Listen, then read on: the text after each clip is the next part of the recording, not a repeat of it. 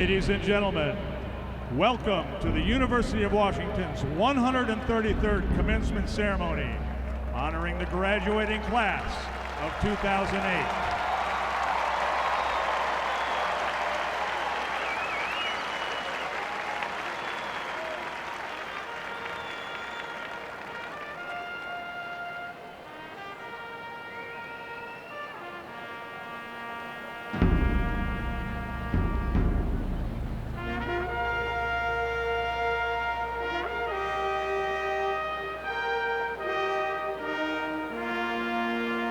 Please welcome the academic procession led by the faculty of the University of Washington.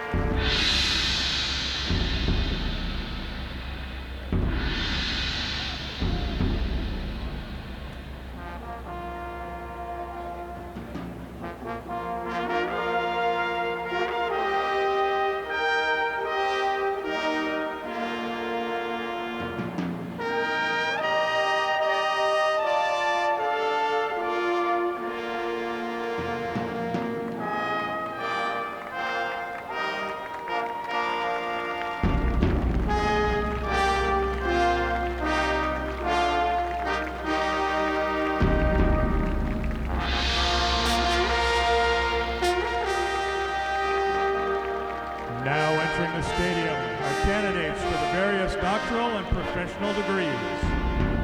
Carrying the gonfalons for the graduate school are Charla Lambert on the north and Michelle McGowan on the south. Ms. Lambert is receiving a Doctor of Philosophy in Genome Sciences. Ms. McGowan is receiving a Doctor of Philosophy in Women's Studies.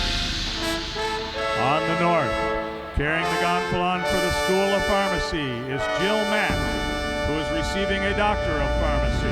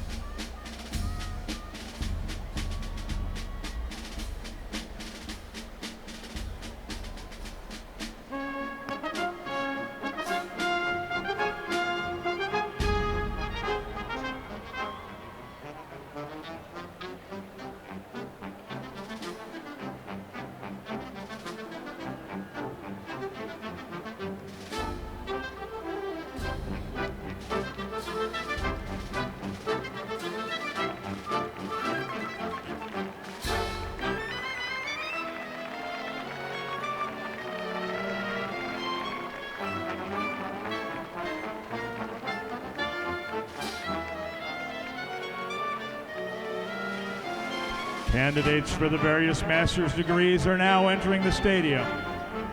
Carrying the gonfalons for the graduate school are Shane Kramer on the north and Terry Jones on the south.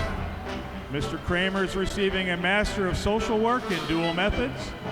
Ms. Jones is receiving a Master of Science in Forest Resources.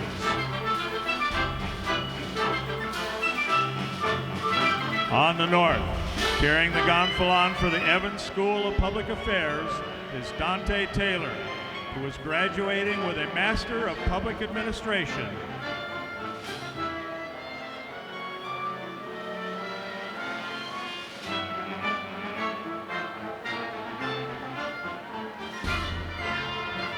Carrying the gonfalon for the College of Education is Thomas Calhoun, who is receiving a Doctor of Philosophy in Education, Leadership and Policy Studies.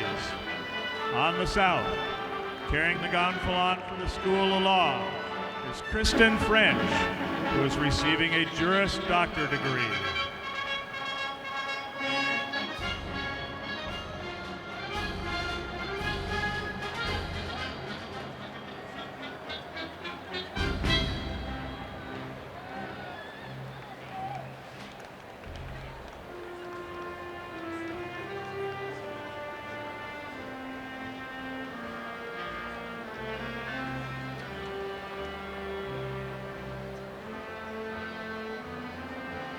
Ladies and gentlemen, candidates for the bachelor's degrees from the College of Arts and Sciences are now entering the stadium. Bachelor of Arts, Bachelor of Fine Arts, and Bachelor of Music candidates are on the north. Bachelor of Science candidates are on the south.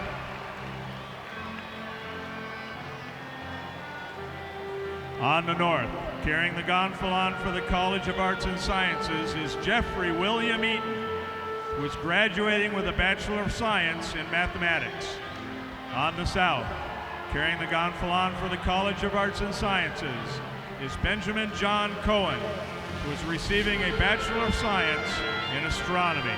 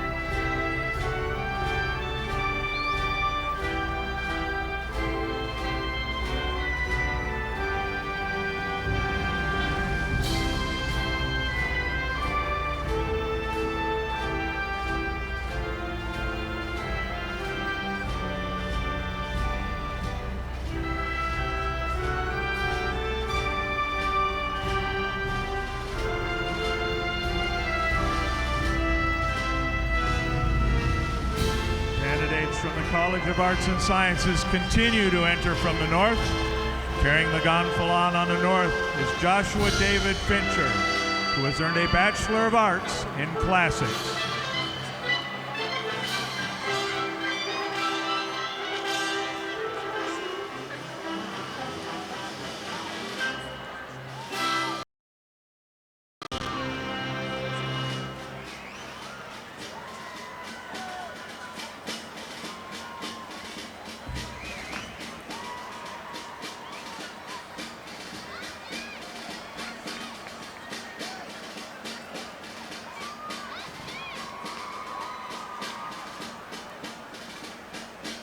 Ladies and gentlemen, on the south side of the stadium, please welcome bachelor's candidates from the College of Engineering, led by gonfaloniers William Mortensen and Christine Elson.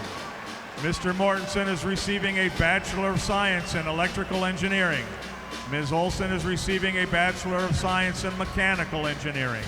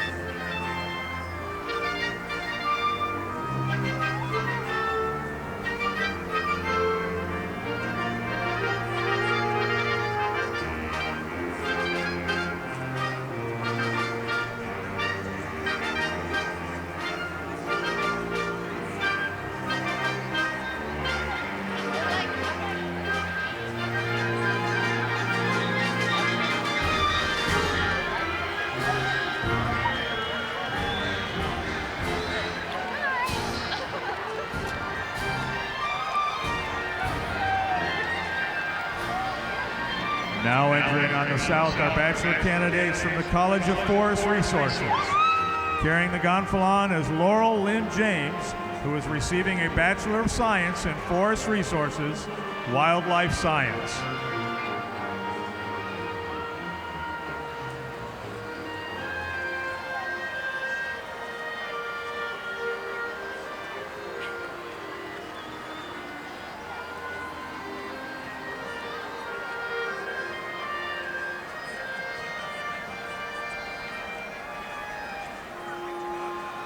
Bachelor candidates for the Information School are now entering the stadium, led by gonfalonier Quentin Christensen, who is graduating with a Bachelor of Science in Informatics.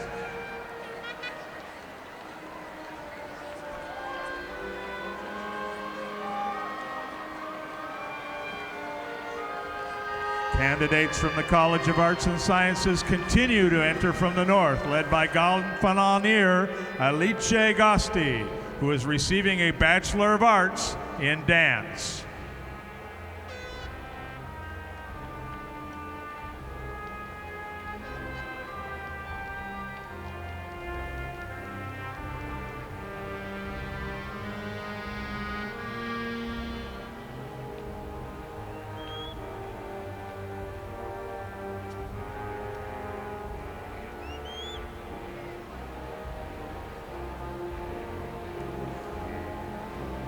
Bachelor candidates from the Business School are now entering the stadium on the south, led by gonfaloniers Roya Labib and Gilberto Lopez.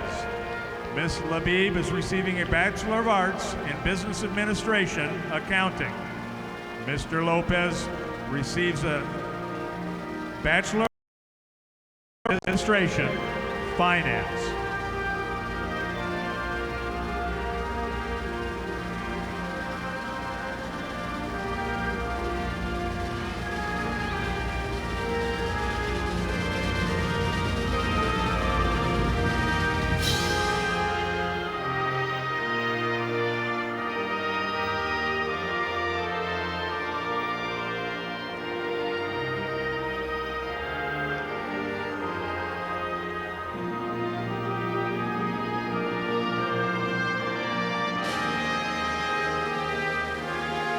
Candidates from the College of Arts and Sciences continue to enter from the north.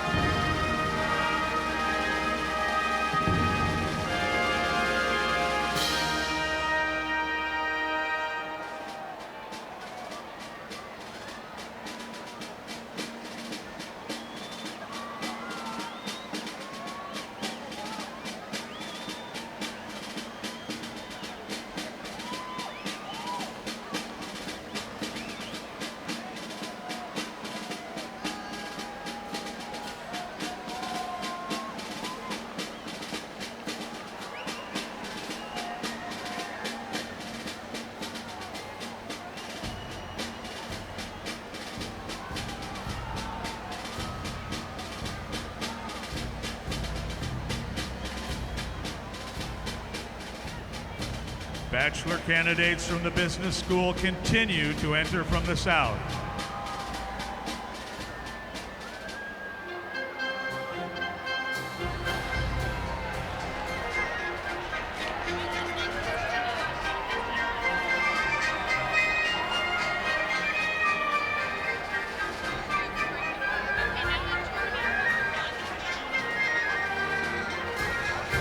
Bachelor candidates from the College of Ocean and Fishery Sciences, followed by Bachelor candidates from the School of Nursing and the School of Medicine, are now entering the stadium on the south. Carrying the gonfalon for the College of Ocean and Fishery Sciences is Matthew James Smith, who is receiving a Bachelor of Science in Aquatic and Fishery Sciences.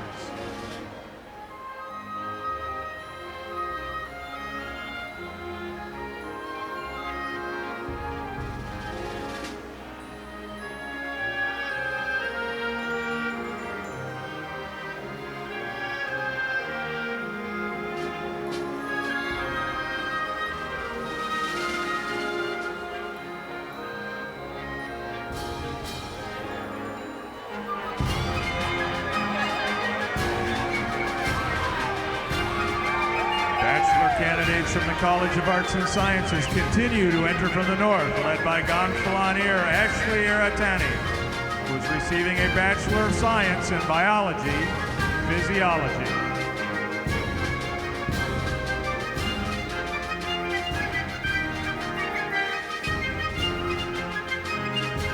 On the south, the School of Nursing is led by Gonfalonier Susan Matt, who is receiving a Doctor of Philosophy in Nursing. Carrying the gonfalons for the College of Medicine are Jack Messner and Danielle Calastro. Mr. Messner and Ms. Calastro are both receiving a Bachelor of Science degree in Medical Technology.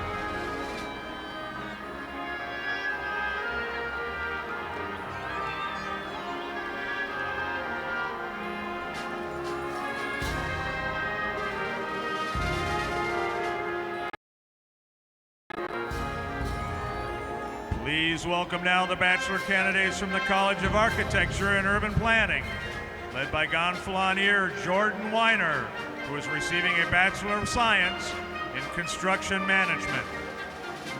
Bachelor candidates from the College of Arts and Sciences continue to enter from the north.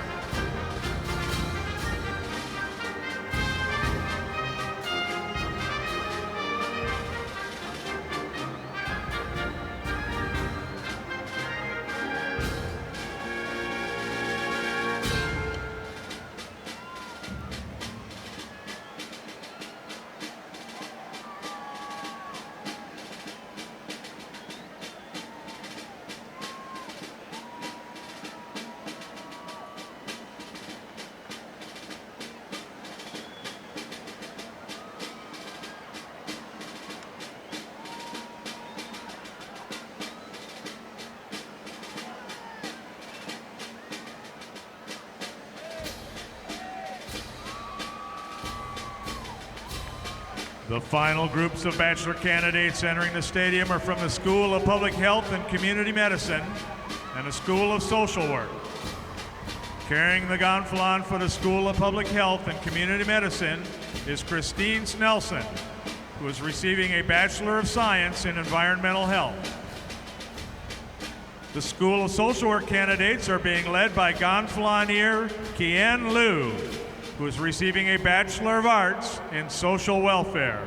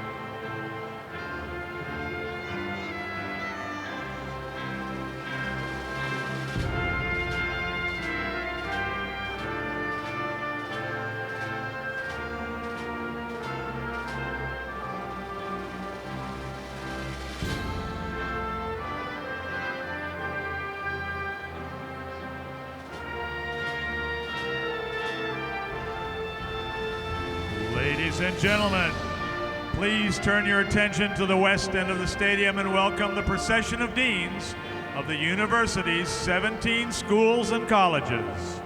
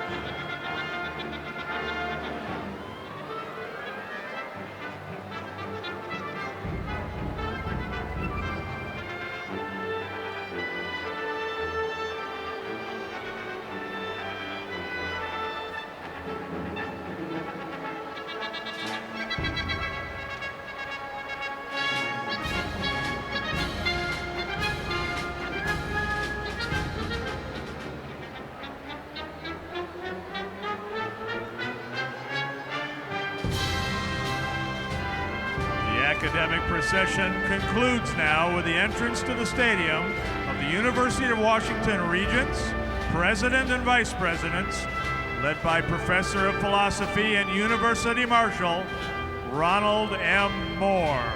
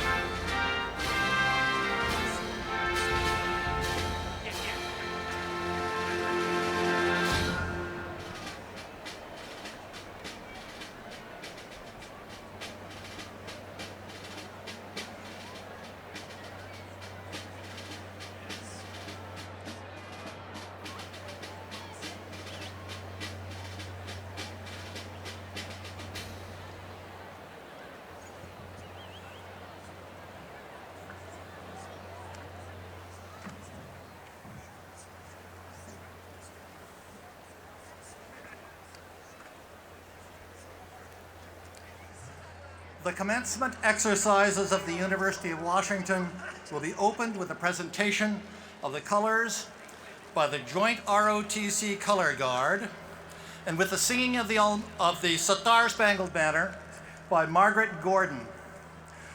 Mrs. Gordon is graduating with a Bachelor of Music degree from our School of Music in Vocal Performance and a Bachelor of Arts in Anthropology.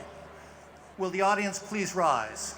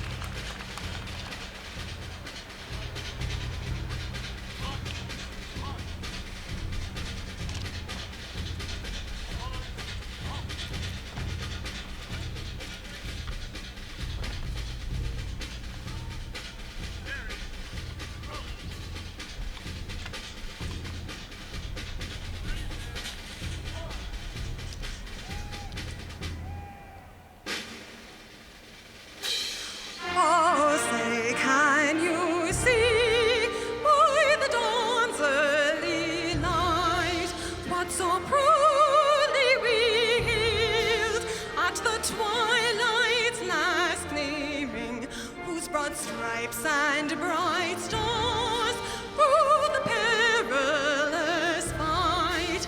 All the ramparts we watched were so gallantly streaming, and the rockets were clear, the bombs bursting in air gave proof that our flag was still there. Oh, see those that star-spangled banner yet wave o'er the land of the free and the home of the brave.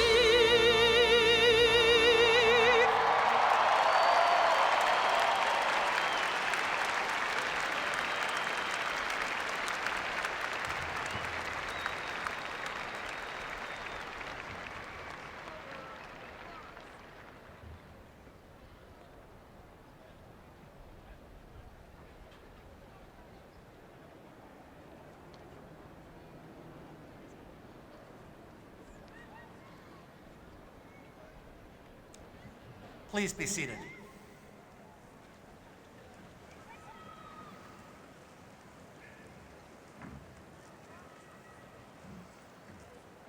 It is my pleasure now to present Dr. Mark A. Emmert, President of the University of Washington, who will preside over these exercises.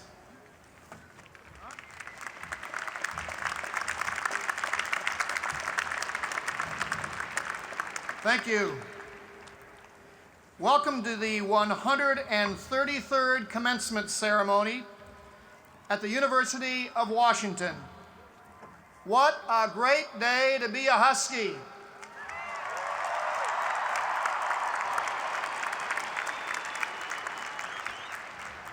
It's so much better to need sunglasses than a raincoat. Our commencement ceremonies are an expression of academic traditions going back hundreds of years, and they symbolize some of the most fundamental values of our civilization, most particularly the pursuit of truth, the preservation of freedom, and the cultivation of a climate of civility. These ceremonies are also festive, celebrating the commencement of new activities and challenges in the lives of all of you graduates, as well as a successful conclusion of one phase of your formal education. The diversity of our university is as striking as its distinction, and the graduates today are completing academic courses of study which reflect that complexity of our society and the intellectual concerns of our faculty and our students. I'm honored, therefore, to be the first to formally congratulate the degree and award recipients and to welcome all of you to this ceremony and to be fellow Husky alumni. These graduates, yes, that's worth an applause.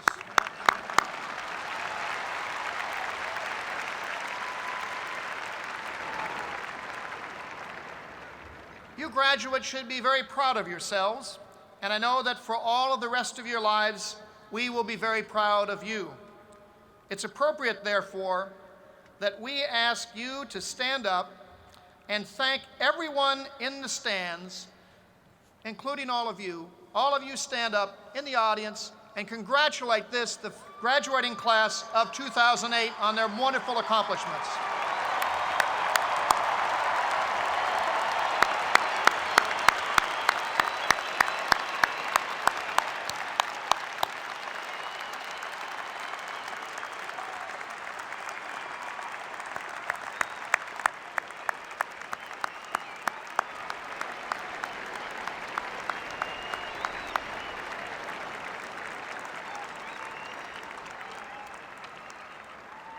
And seeing that this is Father's Day weekend, I'd like to do something a little unusual. I'd love to have all of the fathers in the audience please stand and have all of the sons and daughters and relatives thank them for all they've done. Fathers, happy Father's Day.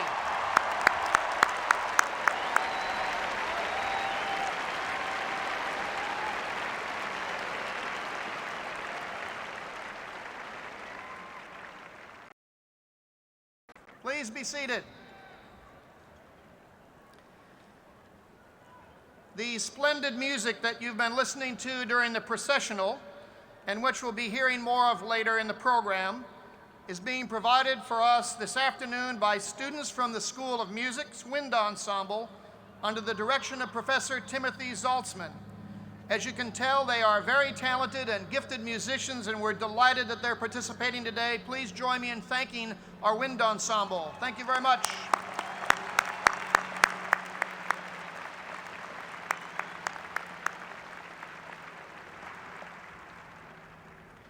And now I'd like to make a few introductions. The ultimate responsibility for the University of Washington lies with the members of the Board of Regents, 10 citizens of the state who are appointed by the governor and confirmed by the state senate. These dedicated men and women devote many hours each year to the welfare of our university. 9 of our regents are with us this afternoon, and I would like to introduce them to you. Please hold your applause until they are all introduced. Chairman of the Board, Stanley Baer. Vice Chairman, Herb Simon. Christy Blake. Jeff Brotman. Craig Cole. Bill Gates. Frederick Kiga. Constance Proctor, and your student regent, Aaron Lennon. Ladies and gentlemen, the regents of the University of Washington.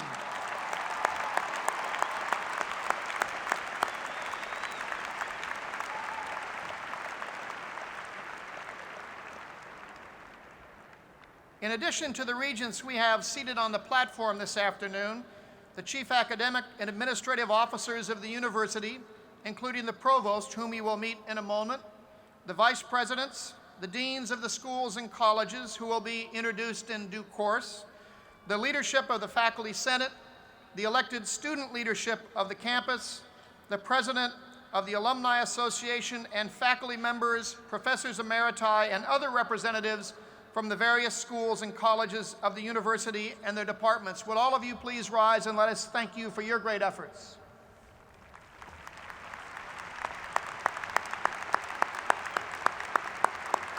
Thank you.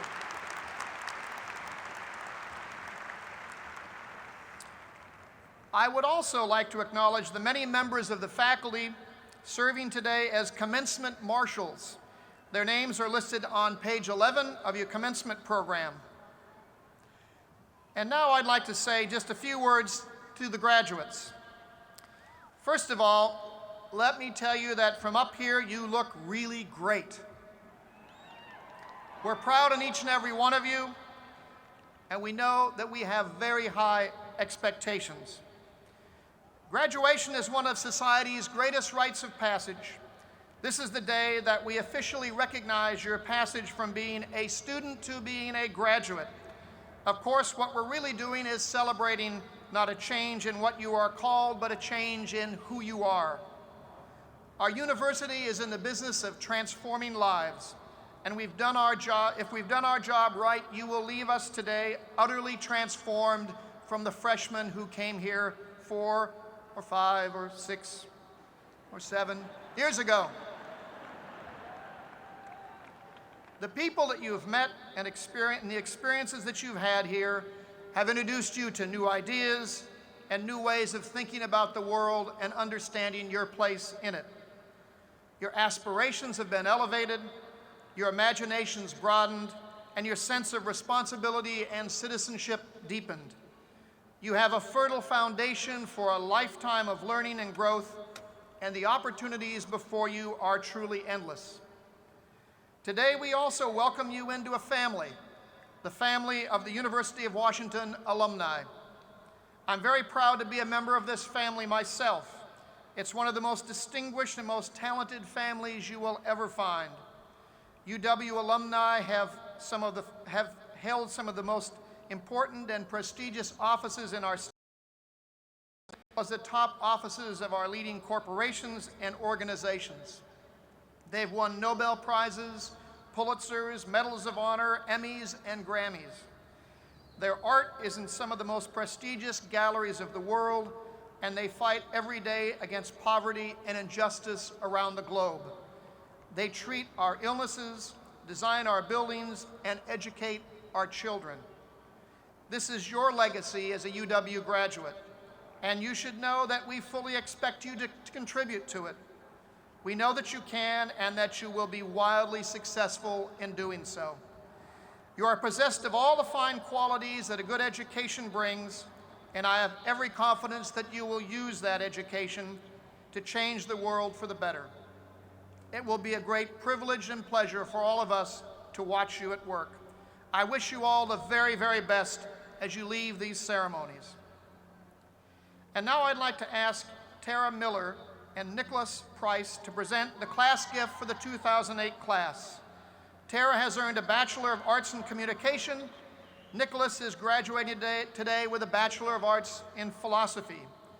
Tara and Nicholas co-chaired the Senior Gift Council, and thanks to those whose leadership the senior class has made this wonderful early start in philanthropy. Tara?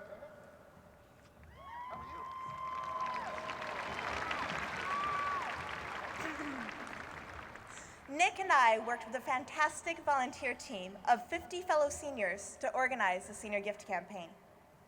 We wanted a gift that would leave a lasting impression of our class and the values we hold dear. Sustainability is one of the defining issues of our generation, an issue worthy of remembrance, and more importantly, in need of our action and resources. So then, we chose to create an endowment for sustainability and environmental stewardship that will not only help the University of Washington become more environmentally sound, but will also provide funding for sustainable projects at the university. On the Seattle campus alone, we raised more than $36,000 in gifts and pledges. Seniors were also able to give to a particular school, college, or program that inspired them. And now, President Emmert, Tara will present you with the names of all the donors. Thank you very much. It's wonderful. Congratulations. Awesome. Thanks. Thank you.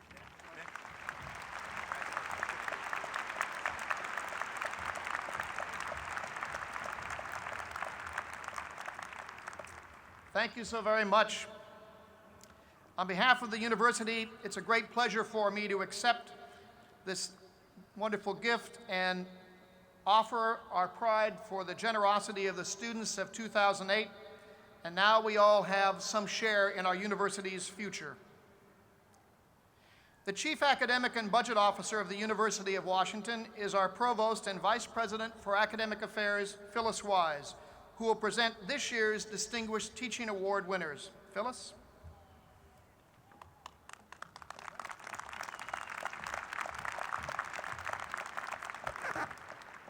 Each year, the university presents awards to honor outstanding teachers, mentors, program staff, and alumni.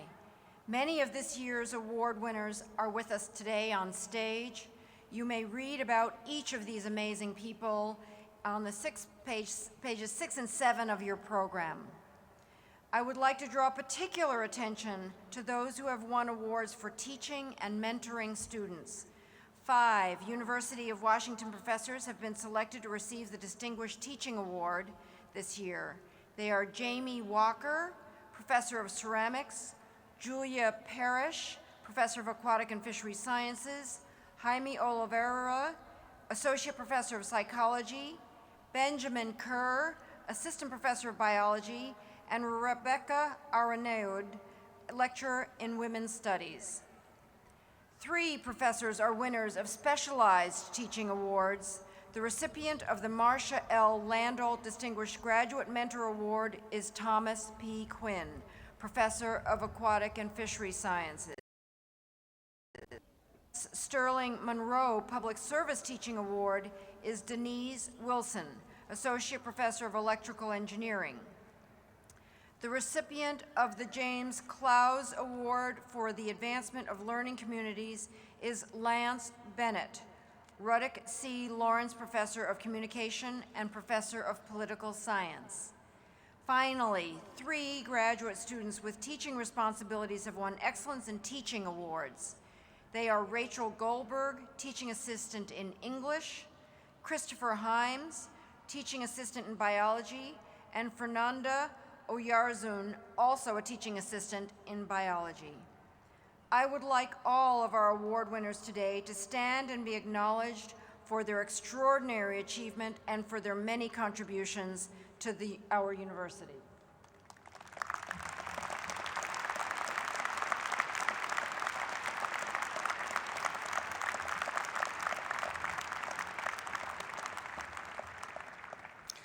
Since 1932, we've presented a medal to the graduating senior who has achieved the most distinguished academic record at the university. 2 years ago, we also began presenting 2 awards. One medal is given to the student who has completed his or her work entirely at the University of Washington. The other is given to a student who entered the university as a transfer student from one of our community colleges. Will Jun Shu Zhang please come forward? I missed your last name. Good to see you. Jun Peng entered the University of Washington after graduating in 3 years from Tahoma High School. She is graduating today summa cum laude with bachelor's degrees in chemistry and biochemistry and a minor in mathematics. Among the many scholarships and awards June has received are the Xerox Technical Minority Scholarship, an Association for Women in Science Scholarship, a NASA Space Grant, the Merck Index Award, and election to Phi Beta Kappa. June interned at the Xerox Corporation, where she was also a co-inventor on 2 patent applications. June's exceptional academic achievement are mirrored by her deep commitment to helping others. She has volunteered at Harborview Medical Center for nearly 6 years and served as a site planner for Healthcare Alternative Spring Break. June will be entering medical school at Johns Hopkins University in the fall. Her long-term goal is to help correct the glaring inequalities in healthcare by serving in disadvantaged areas and on a larger scale influencing national healthcare policy. June, it is my great pleasure to represent present this medal in recognition of your outstanding achievements.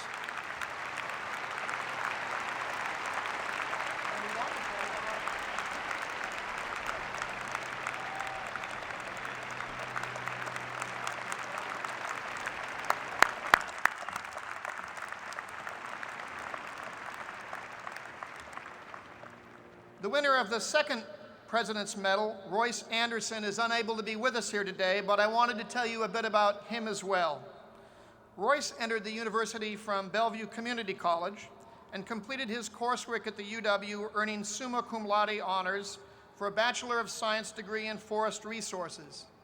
He built an impressive record of academic achievement, receiving the George and Marge Stenzel Endowed Scholarship, the J.H. Blodell Scholarship, and research grants from the Northwest Scientific Association and Psi Sigma Pi. He is also working on a master's degree at the UW in Forest Resources now.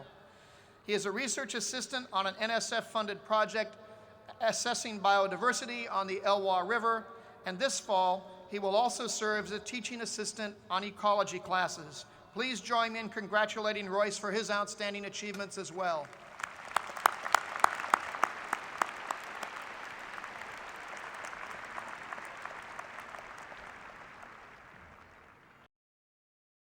Are among but a few of our extraordinary students here today, and I'd like to recognize all those students who were candidates for the President's Medal by virtue of their academic performance in the top half of all graduating seniors in their respective colleges. These students, along with the President's Medalists, are today graduating with university's highest baccalaureate honors, summa cum laude. Their names are listed on page 15 of the commencement program. Also, you'll find there the names of students who are being graduated as magna cum laude and cum laude. And I would like to have all of those with those designations to please rise right now and let us applaud your successes. Please rise.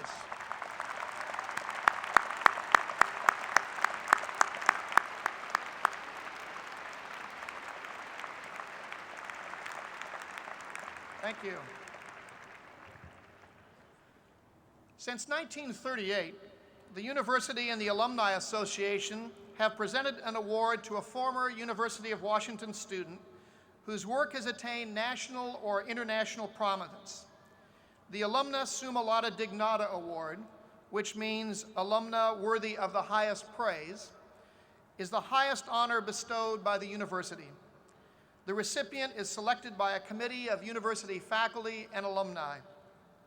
Today, we add to the long and distinguished list of individuals who have received this award the name of acclaimed children's author, Beverly Cleary. Unfortunately, Beverly is unable to be with us here today, but she is, of course, recognized as one of the most beloved and most prolific writers for children. Generations of readers, boys and girls alike, and many of us parents, have thrilled to the everyday adventures of beloved characters Henry Huggins, his dog Rigsby, and the irrepressible Ramona Quigley in Ramona the Pest. With more than 90 million copies sold, her books appear in more than 20 countries and 14 languages. Ms. Cleary has received numerous accolades throughout her career, including the Newbery Medal for the most distinguished contribution to American literature for children, the National Medal of Art, and a Living Legend Award from the Library of Congress. At the UW, Beverly Cleary endowed professorships in children and youth services in the Information School and was instrumental in establishing a program that honors her writing career and her commitment to librarianship for children and young adults. For her enduring contributions to literature and inspiring generations of children to love reading, her alma mater, with great pride and admiration, honors Beverly Cleary as its 2008 Alumna Summa Laude Dignata. Congratulations, Mrs. Cleary.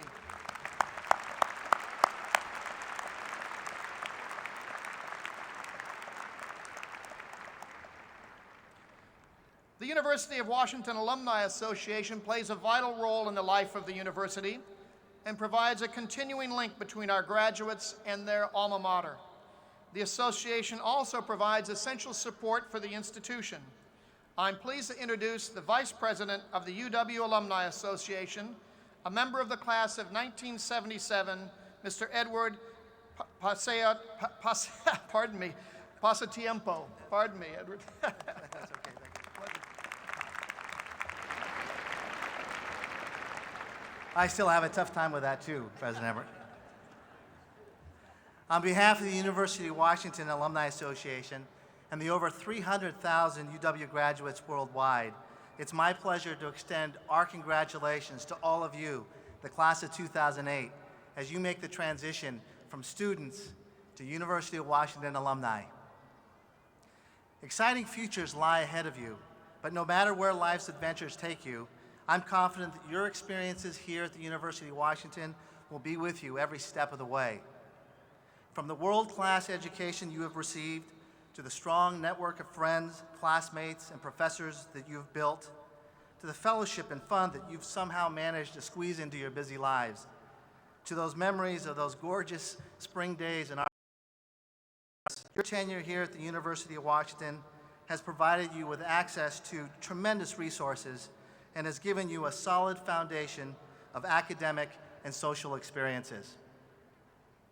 So go forth and pursue your passions, but don't forget to carry with you the message of what a truly great institution this is and how fundamental the University of Washington is, not only to the future of the Pacific Northwest, but to discovery and solutions of big issues worldwide. The UW Alumni Association stands ready with programs, activities, and member benefits to sustain your interests and to keep you connected and supportive to our great alma mater. Again, on behalf of the University of Washington Alumni Association and the over 300,000 UW graduates worldwide, we offer our congratulations and best of luck to your futures. As a proud Husky alumnus, it's now my sincere and distinct pleasure to welcome all of you, the class of 2008, to the ranks of University of Washington alumni.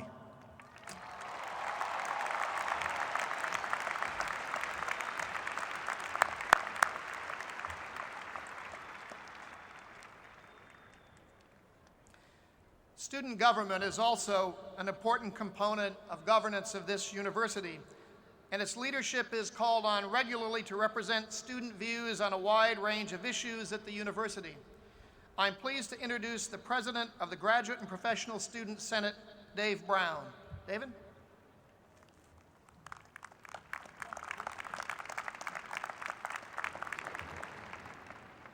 Thank you, President Emmert, and to my fellow students, congratulations. Ours are varied stories, each of us having overcome our own unique challenges to arrive at this graduation day. And so it is a special thing to be gathered here in celebration and communion as colleagues, classmates, friends, and Huskies. But while we gather in our regalia today, outside these grounds lurk the troubling facts of our time. Each year, nearly 1/3 of high school students in Washington State fail to graduate and receive their diplomas. And for others, the thought of attending the University of Washington is but a distant dream, mired in the sad truth that college is not yet accessible for all deserving to attend. And while we gather today as Huskies, there are those who would seek to divide us. We are the children of a politics and popular culture that exploits our senses of self, judging and pitting us by race, culture, language, and whether we are straight or gay. Some would wield faith as a weapon, and others judge our patriotism by our lapel pins. And underlying this base narrative, the troubling truth that for some, the American dream is but a fleeting promise of a bygone era. But while these are challenging times, our graduation affords us the opportunity to join together and speak with one voice. Now is our time to reject the cheap politics of division and difference and speak with purpose, hope, and fidelity to that elegant American idea that all are created equal. If history shall judge us by the character of our actions, then surely our duty and charge for tomorrow must be making real the equality of opportunity that is the promised American birthright. Ours is a special state, home to the Evergreens, the Grand Coulee, wind farms and wheat fields, and even for a time, the Sonics. And with our graduation, we become stewards of this great state, our communities, and our homes. So as we celebrate our Husky community today, let us affirm our shared responsibility for tomorrow, building a future for our children and opening the doors of this university to all deserving to attend, helping those in need, finding the decency, good, and worth in others, and giving voice to the powerless, all while celebrating our differences and our shared values. This is but some of the work that gives credence to Thomas Jefferson's call for characters of good faith. Indeed, this work is the calling of our time, our charge for tomorrow, and our Husky promise to one another. So today, as we graduate, walk this stage, and stand amidst the history and tradition of this great university, let us Husky promise and overcome the division and discouragement that has become far too often the status quo for some in our state and nation. Ours is a bond in name and community, and so I say to you now, my friends, go with purpose, and congratulations and my very best to you, class of 2008. Thank you.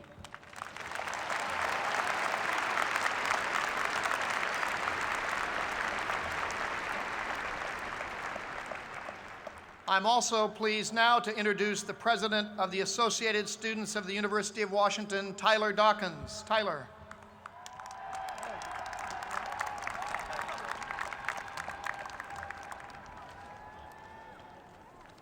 I was a bit alarmed as I was walking up here today, as I had thought I had spotted an unidentified flying object, and it turns out it's the sun, so a little scary. But before I begin with my speech, I'd like to thank all the families that are here in support of the graduates of 2008, and I'd also like to extend much thanks to my family and also the gentlemen of the Pi Kappa Alpha fraternity who have supported me over the last 4 years. Now, my esteemed colleague Dave Brown had spoke earlier, and he touched on some of the many stark realities we face as we continue on our transition to the next phases in our lives. With his words and depictions of the challenges that are present in my mind, I am also reminded of the relentless perseverance of the students at this great university to help to ensure better outcomes for the underprivileged, the disadvantaged, and the wronged. The University of Washington is producing the greatest leaders of our generation, and it is evident in the work carried out by those who have participated in programs such as the DREAM Project that is helping low-income communities to attain access to higher education. And additionally, this is the second year in a row that the University of Washington has sent more students to the Peace Corps than any other university in the nation to help combat disease, poverty, hunger, and inequality.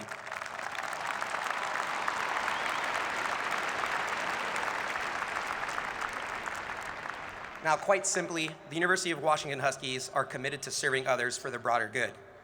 In our final moments of our college experience, we must take time to recognize that we will experience a number of challenges throughout our life, and that we'll have to make one of two decisions. We can decide to become indifferent to the lack of equality, inadequate health care, lack of nutrition, and educational achievement gap, or we can make the decision to strive to create an environment of opportunity with a strong sense of purpose and urgency. Marion Wright Edelman once said, "A lot of people are waiting for Martin Luther King or Mahatma Gandhi to come back, but they are gone. We are it. It is up to us. It is up to you." In our work, we must instill a sense among our peers that our challenges are surmountable and that we can rectify the injustice that we see around us.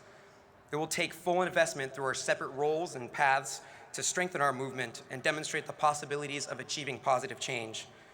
A great inspiration of my life, my mother taught in a low-income, high-needs community in Phoenix, Arizona, and shared an incredible quote by Peter Block that was posted over the printer in her school.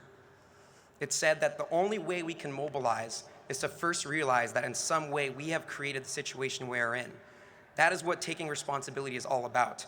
Until people realize that they have created the situations they are in, they will suffer from the disease of helplessness and be relegated to complaining and whining about other people. We must take this notion and become ambassadors of change. We have the strength and the lessons learned at a world-class institution of higher education to make our presence known in even the darkest corners of this world. Now, as we join the ranks of Husky alumni that came before us, we must continue to be an ever-increasing force for change and stewards for a movement that can show the possibility of opportunity for all. Our fellow Huskies, we are the peacemakers, the freedom fighters, and the beacons of light in the world that has been waiting for. Now I say again, we are it. It is up to us. It is up to you. Thank you, congratulations, and God bless.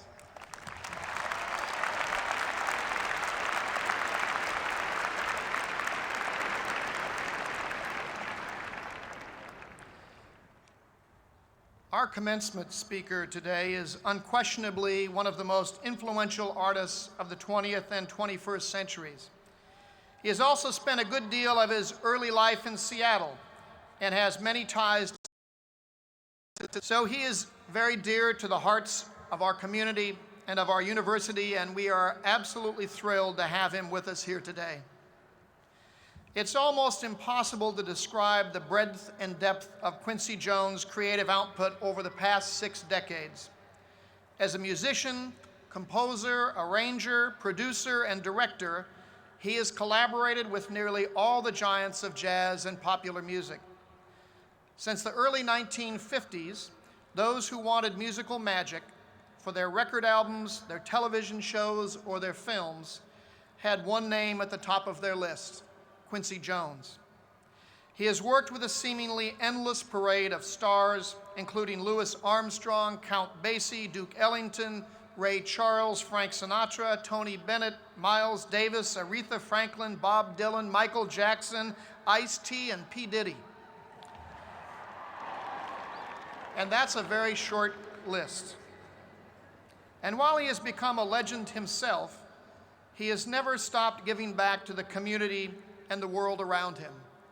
Mr. Jones has a long history of civil rights and humanitarian involvement, and he continues to help raise awareness and financial resources for a broad range of initiatives that better the lives of children and people worldwide. In recognition of Mr. Jones's amazing artistic achievements and his philanthropic efforts around the world, the University of Washington is today conferring upon him the honorary degree of Doctor of Arts.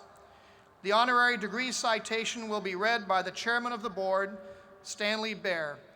Would Mr. Jones and Mr. Baer please join me at the lectern?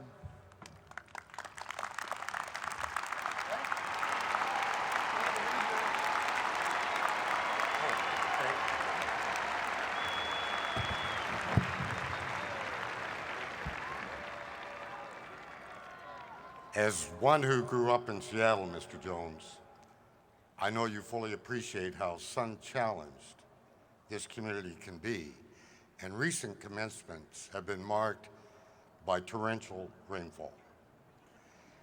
Years ago at this university, I was taught that sound and light waves move forever through the universe. Whoever way upstairs is in charge of weather obviously appreciates you and your work. Thank you for bringing the sun.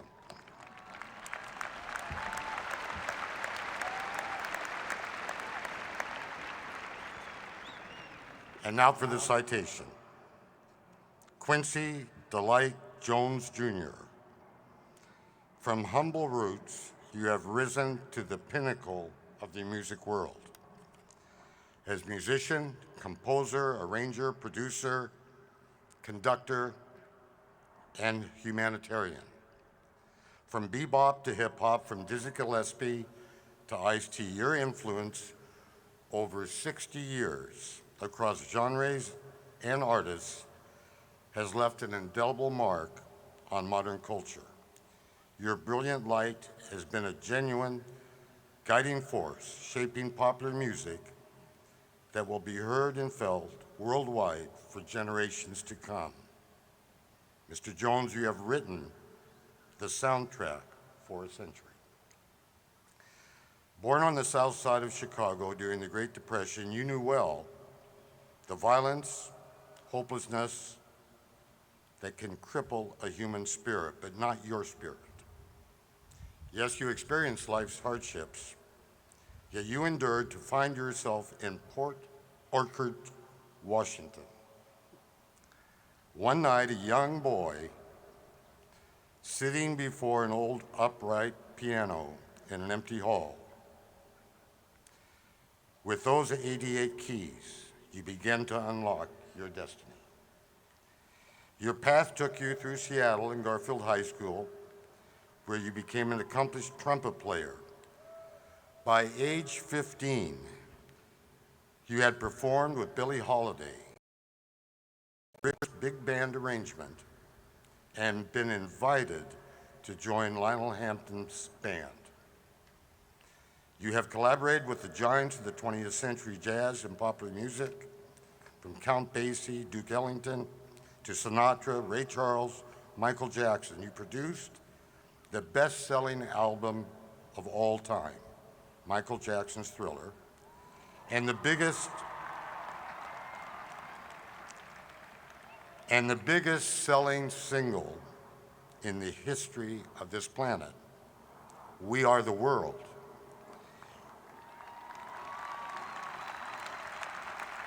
That recording raised $60 million to combat world hunger. You wrote the music for the landmark miniseries, Roots, and co-produced The Color Purple with Steven Spielberg. You have composed 34 major motion picture scores and received 7 Academy Award nominations. Your honors and awards include France's Commander of the Legion of Honor and an unprecedented 79 Grammy nominations, resulting in 27 Grammy Awards. At Mercury Records, you were the first person of African American descent to become vice president of a major record label. You were the first African American to serve as musical director, conductor, and executive producer of the Academy Awards. And you were the first African American composer to be embraced by the Hollywood film establishment. You have mentored your young artists, fused together diverse musical styles, and in that process, united the generations. Prejudice, with its many bitter faces, has never been a match for your creative fire and the sheer force of your brilliance and passion for life. You are a major supporter of Martin Luther King Jr.'s Operation Breadbasket, and you have continued to help others in need through numerous charitable organizations, including your own Quincy Jones Foundation, which offers children hope by connecting them with technology, education, culture, and music. Around this world, you are celebrated for your passionate devotion to humanitarian causes, for your wonderful gift of music, for opening doors that were once closed, and for building bridges where none before existed, for being a courageous and loving person, and for teaching us all to embrace the vibrant oneness of humanity. The University of Washington is proud to confer upon you the degree of Doctor of Arts, honoris causa. Congratulations, Doctor.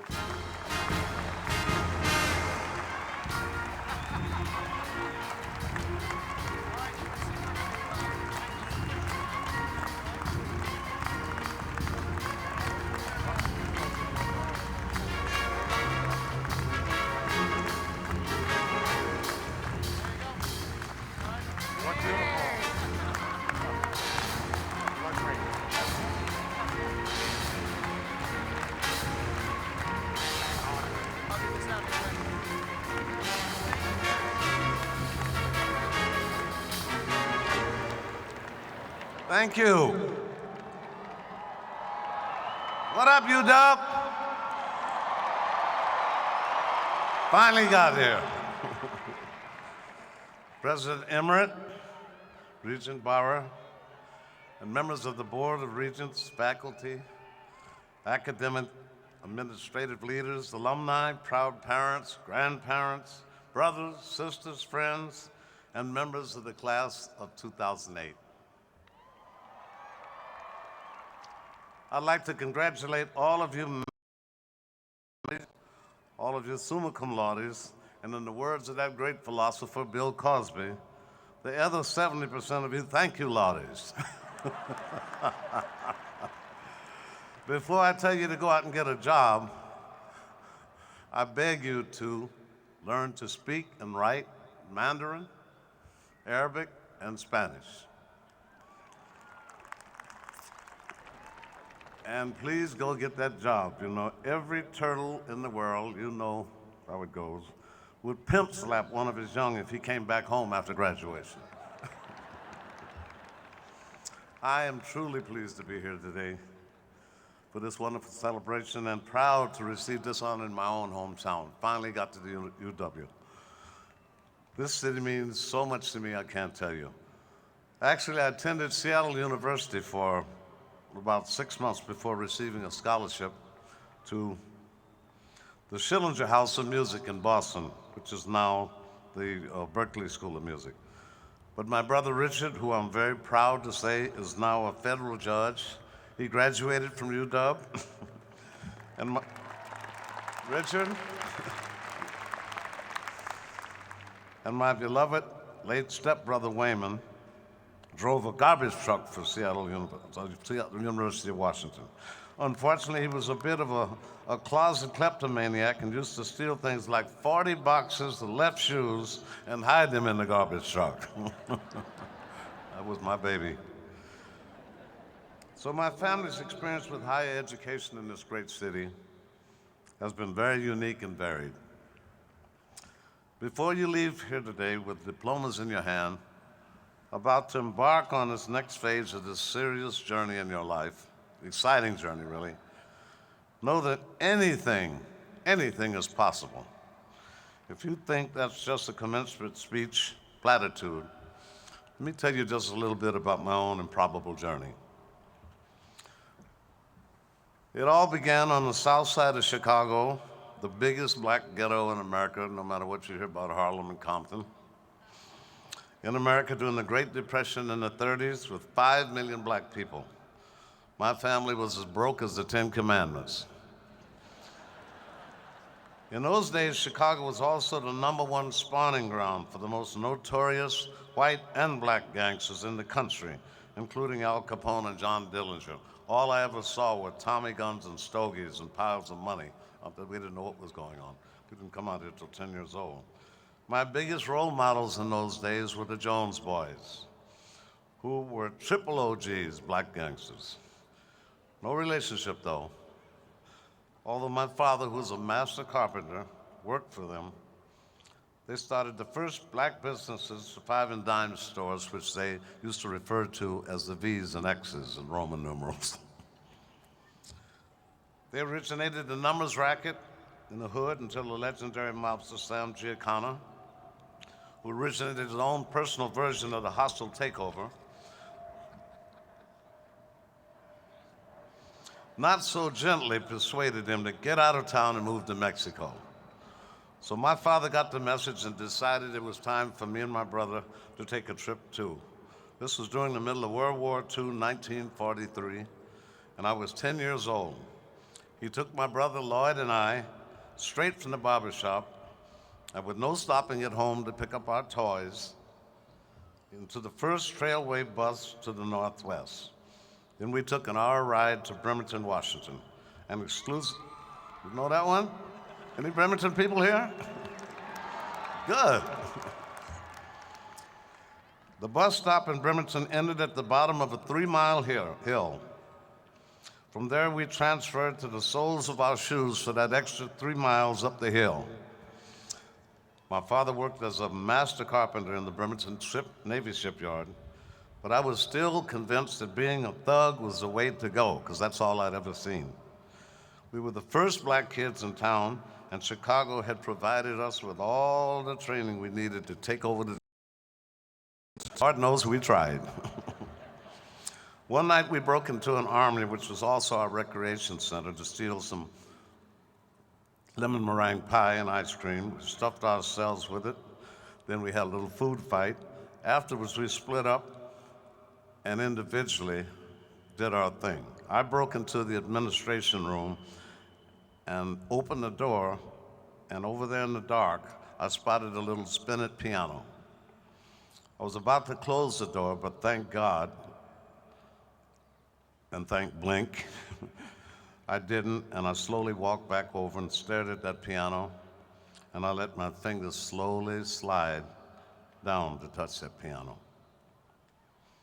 This was the moment of truth for me. Every cell, every bone in my body knew that in a heartbeat, that music would be my entire life forever. Food and water would feed my soul, but music would nourish my mind and soul. In contrast to Chicago, where I didn't see any white people, or many, I learned my lesson in the Northwest on judging people one-on-one, and it helped me break down any preconceived ideas about race.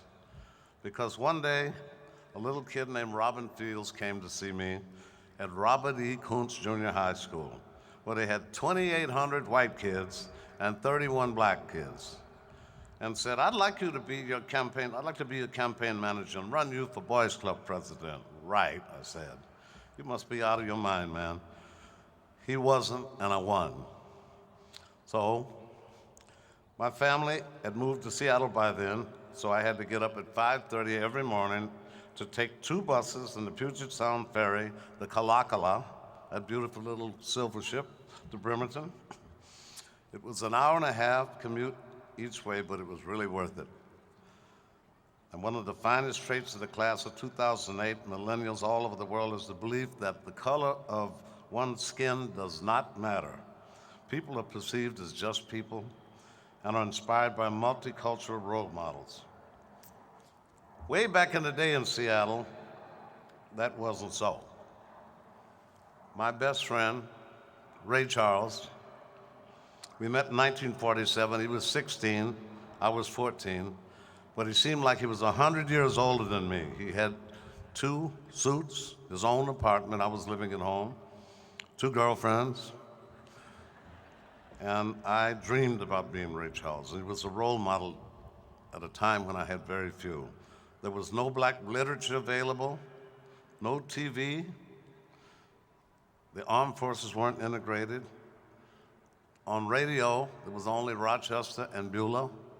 We knew Amos and Andy were white, so I'd make the Long Range and the Shadow black in my imagination. It's like we didn't exist. It's a strange feeling. And he understood the world in ways I didn't.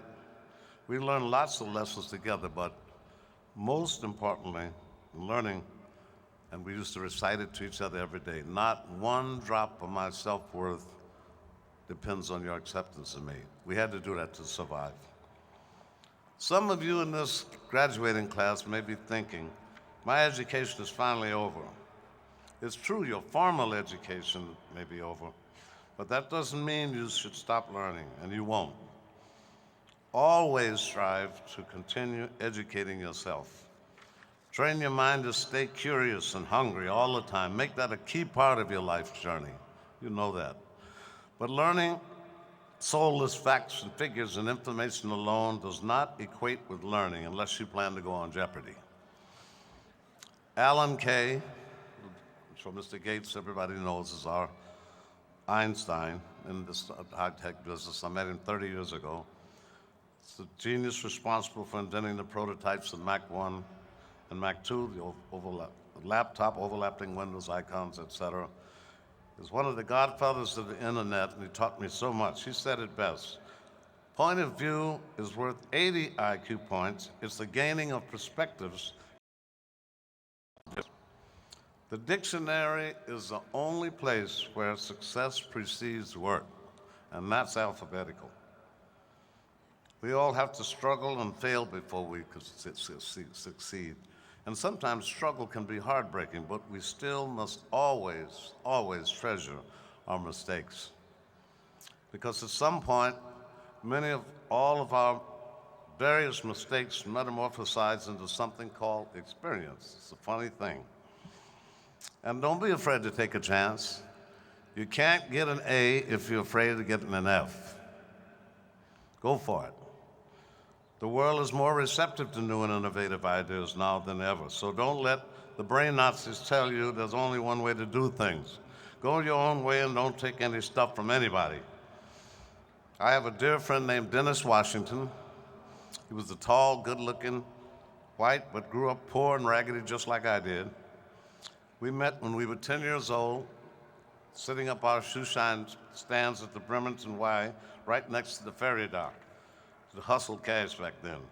Today, he's the largest copper mine owner, Anaconda Mines, railroad magnate in America, and one of his 380 companies built the rover and the Phoenix that landed on Mars. I was just with him at Colin Powell the day before yesterday in Vancouver.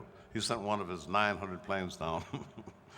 He's also building 5 dams in China at $5 billion apiece. Then this is still the same dude that I met when I was a kid, and we hang all the time. His philosophy is very simple. Set goals that you can reach. If you're passionate about what you do, you will find the success beyond your dreams. The passion is the most important. No matter what your field of endeavor, success can be a funny thing. When I was 13, hanging backstage at the old Palomar Theater, I don't know whether that's still around, playing hooky, unfortunately, the great jazz musician and big band leader, Count Basie, sat me down one day and said, "Young blood, it's all about the hills and valleys. If you let God do his job, anyone can handle the hills, the metaphor for success. But handling the valleys when you're down and out, that's the serious challenge. That's when you find out what you're made out of, because the true you comes out. Even with success, always try to stay humble. People get drunk or arrogant with power. I don't want to mention names, but I know thousands of them. If you think it's all about you, guess again. It's all about cause and manifestation. Cause is God's job, and manifestation is ours.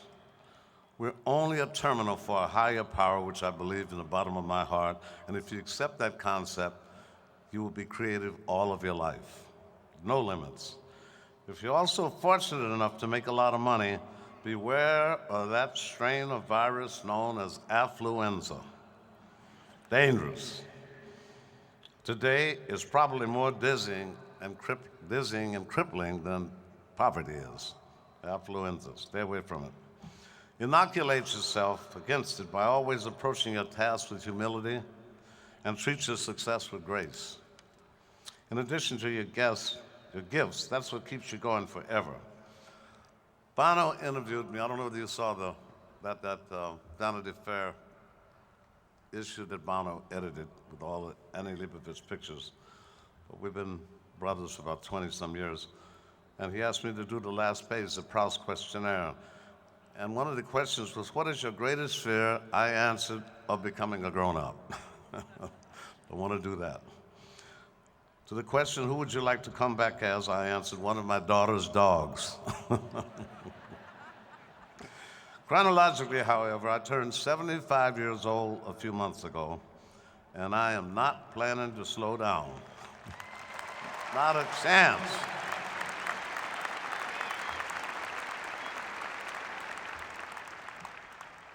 And contrary to popular opinion, that's when I've heard the good news is that once you get over the hill, that's when you really pick up speed. The bad news is what that beloved friend, comedian George Byrne, once told me, that sex after 90 is like shooting pool with a rope.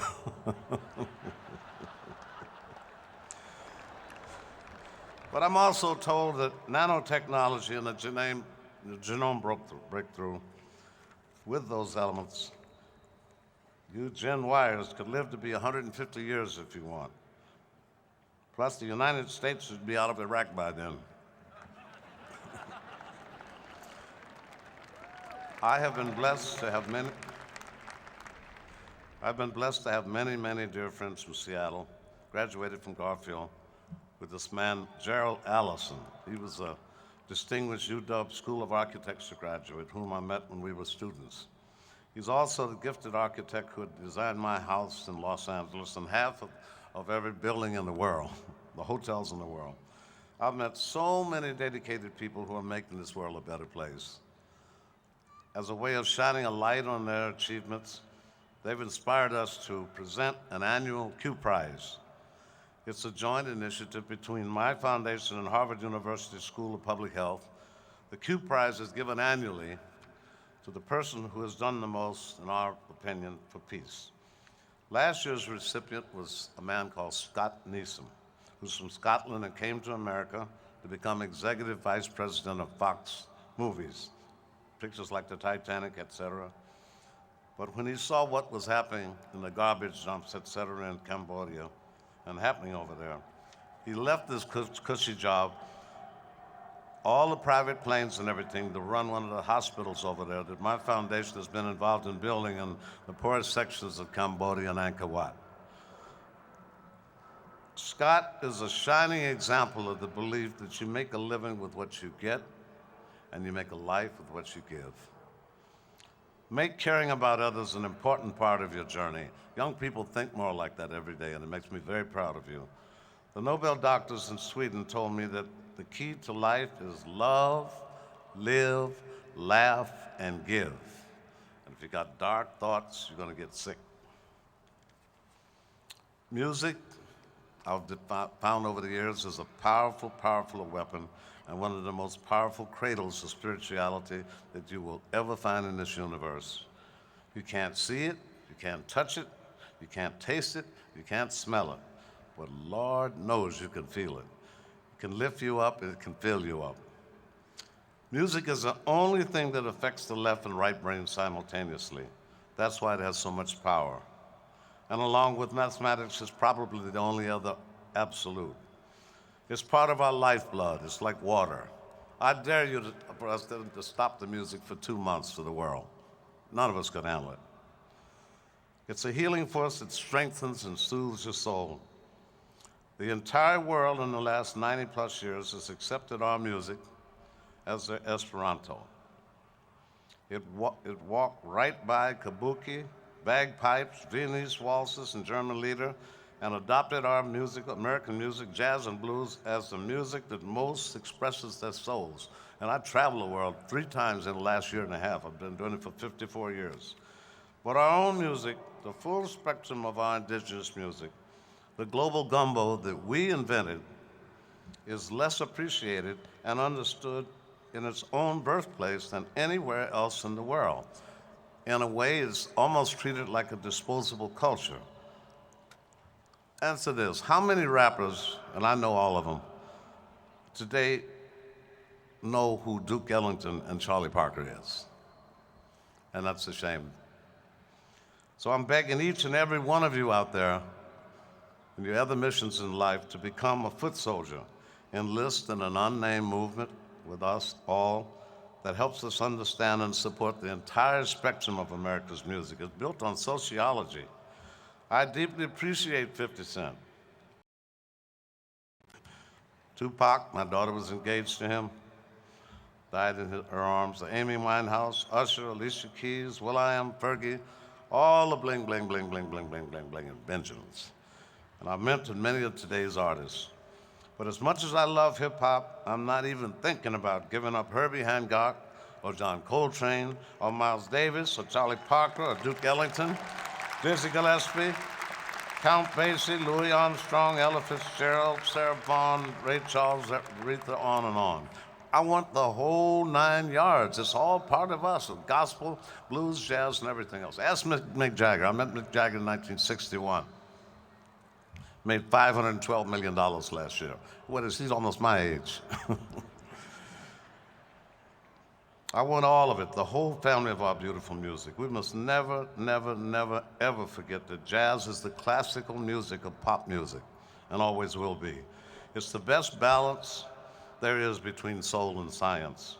It eats everything in its past, and the essence of freedom and liberation. From Russia, Voice of America, all those shows we used to do, everybody listened to that message very deeply.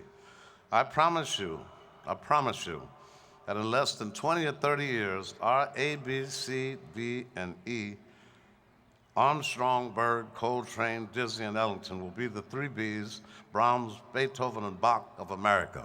I promise you.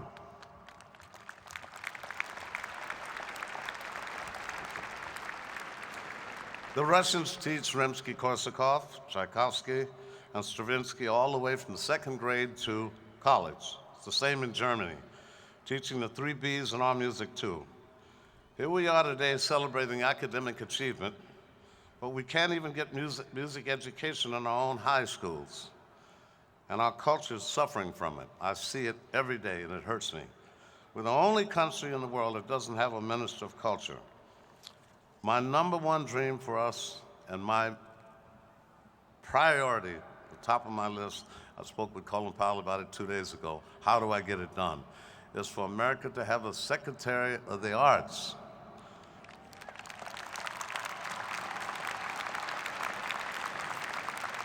We deserve to have it. You know, everybody in the world copies our music.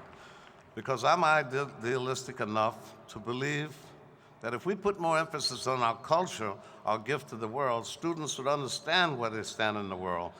And I had my assistant the other day check out how many incidents we've had like Columbine. It turned out to be 89 similar documented incidents. These are people that don't know where they stand in the world.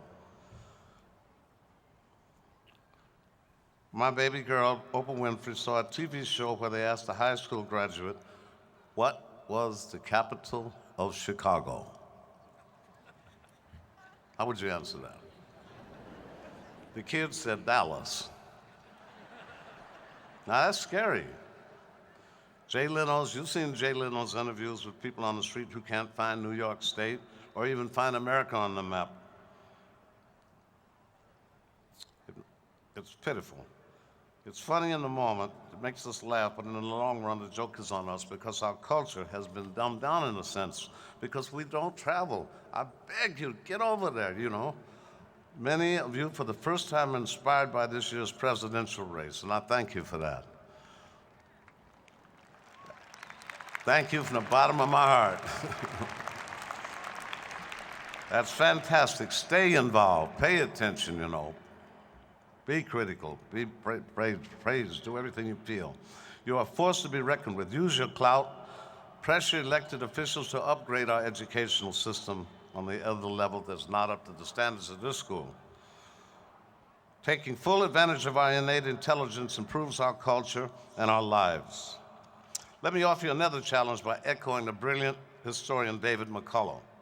His challenge when he spoke to the graduating class at Boston College last month, quote, please, please do what you can to cure the verbal virus that seems increasingly rampant among your generation.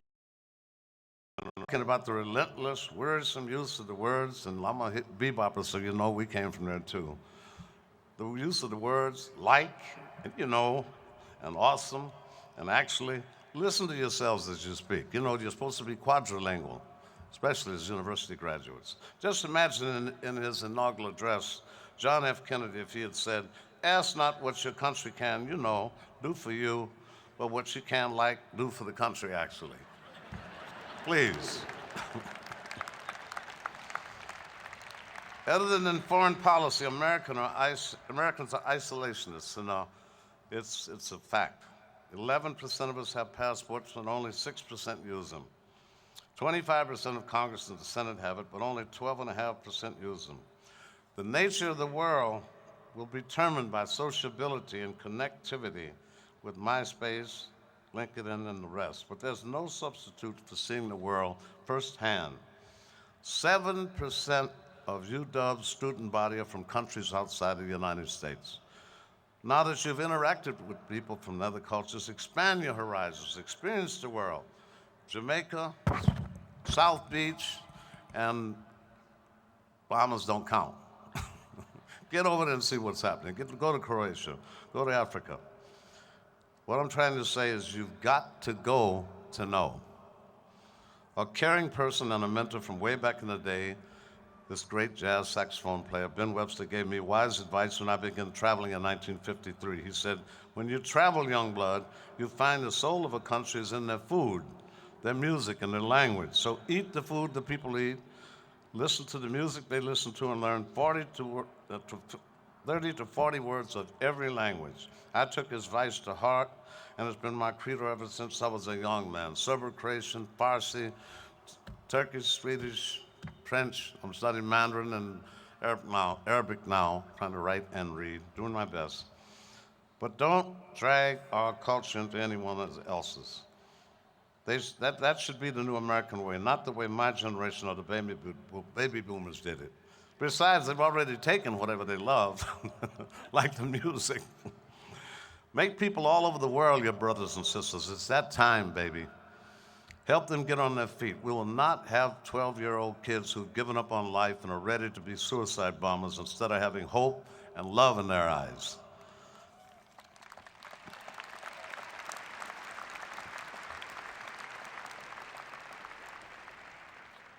I saw it the first time in Tunisia in 1953, a little girl in the rain with her hand out. She said, "Mister." I'd never seen that before, begging. Her left hand was behind her back. We later found out she went around the alley, gave the money to two grown-up men. We found out that her uncle had her left hand cut off so she could be a better beggar. And I've been hooked ever since then. It's beautiful seeing all of you out there today.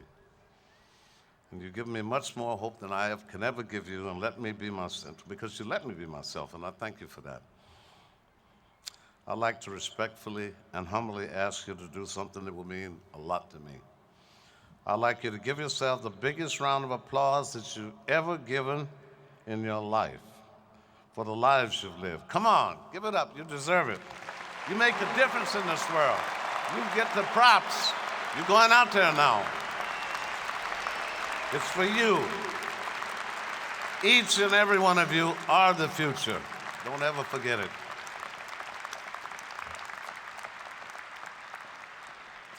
Sometimes with life and the iPod and the cell phone and the PC and the news begins to seem like too much, we should all try to take a little moment to let the soul catch up with the body and chill a little bit.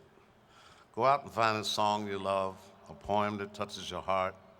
Take the time to let the whisper of God's voice come into your mind. Every day that you wake up and your elbows don't touch wood should be the only reason you need to be happy. At 75, you'll get it. If we all make regular deposits into our emotional bank accounts with courtesy, with kindness, honesty, and honest to each other, then the account is high and the communication is easy. But when those things are missing and the account becomes overdrawn, that's when negativity sets in. So I'd like to ask you a favor, big favor. Would you please stand up? The students, please stand up. And reach out and hold each other's hand, please. I hear some music. And if you will, please repeat these words after me. On this day, I can't hear you. Hello. I will mend the quarrel.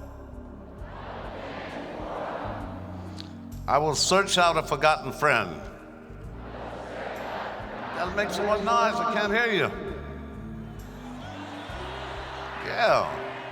I will dismiss the suspicion and replace it with the trust.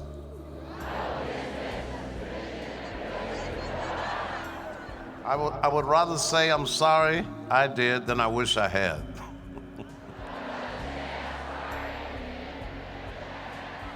I will write a letter or an email or a text to someone who I miss.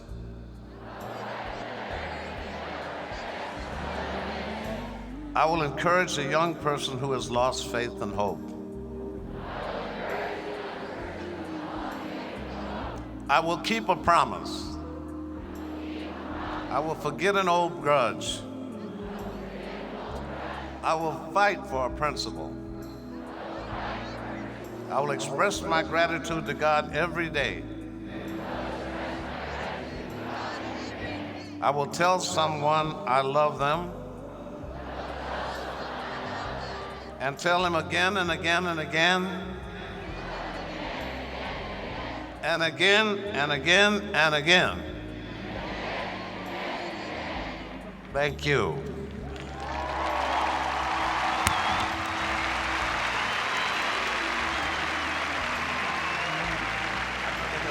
And I just want to say, in closing, my wish is that we will all walk out of here and smell a brand new flavor of air. Let our minds open up. It's a brand new day for you all. You've done the work, this stage. There's a beautiful ancient expression I heard in Egypt 50 years ago, bujudak, or in the plural, bujudakam. It's an ancient expression of respect. Bujudakam, which means In your presence, the reflection of you on me makes me feel like a better person. Your light gives me light. So I say to you, Bujudakam. And in closing, I want you all to remember to observe it, figure it out, put it to the soul of the science test, then say to yourselves, I can do that. I know I can do that. I'm going to do that. If you can see it, you can be it. So when it rains, get wet and go for it. You've already been blessed many times. May God bless you even more. I do love you, and I thank you.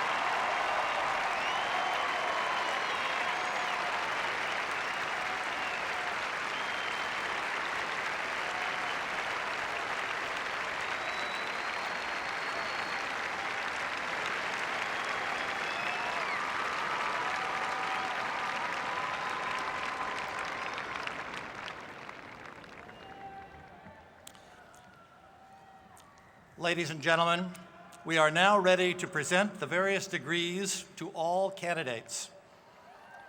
The audience is requested to remain in their seats until the conclusion of today's ceremony. The first degree in the School of Medicine will be presented by Dr. James Fine, Chair of Laboratory Medicine.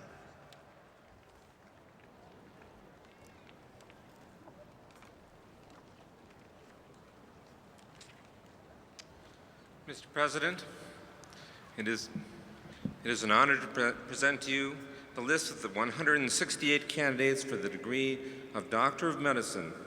I recommend that all have fulfilled their requirements of the School of Medicine and be awarded the doctoral degrees. These graduates were honored previously in separate ceremonies held elsewhere, and many have proceeded to graduate training positions throughout the country. The medical graduates participating in this ceremony will come forward with the other doctoral candidates.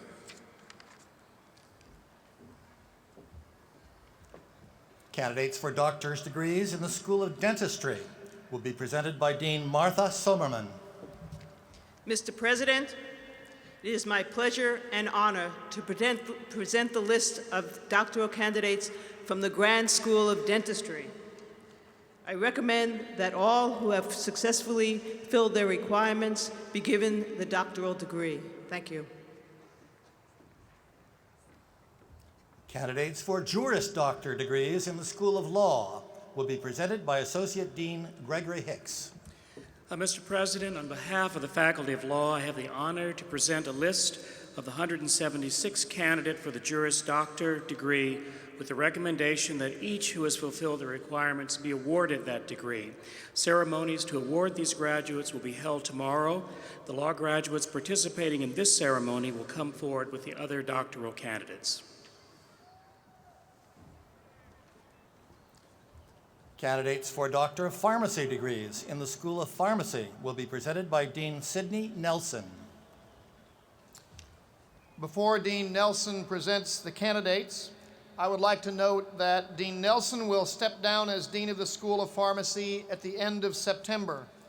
Under his leadership, the School of Pharmacy has 3 times been ranked the nationally ranked #1 in research funding, and just this year was ranked as the 5th best pharmacy school in the nation by U.S. News and World Report.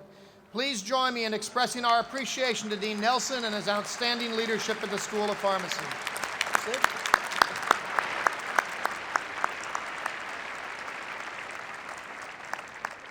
Thank you, Mr. President. Now it is an honor to present to you the list of 106 candidates for the degree of Doctor of Pharmacy.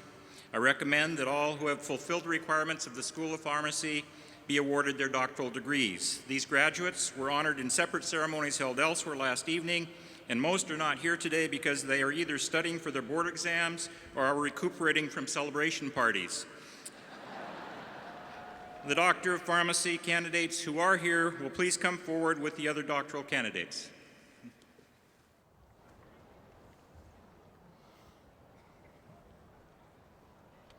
Candidates for doctoral degrees will be presented by Dean Suzanne Ortega of the Graduate School. I would also like to note that this is Dean Ortega's last commencement ceremony at the University of Washington. She will be leaving us shortly to become the new provost of the University of New Mexico. She's done an absolutely marvelous job leading our graduate school, and we wish her the very best in her new position. Dean Ortega, congratulations on your new appointment.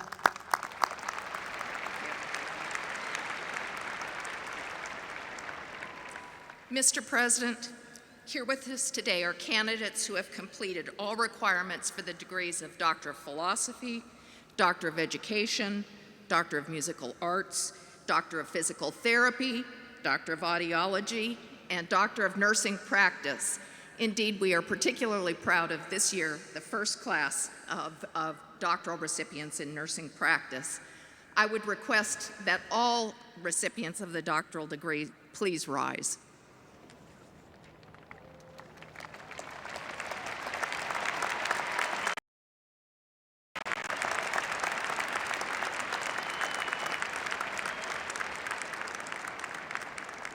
Mr. President, on behalf of the deans of the schools and colleges and the graduate faculty, I am pleased and indeed honored to present the candidate for the very highest degrees that the University of Washington can award.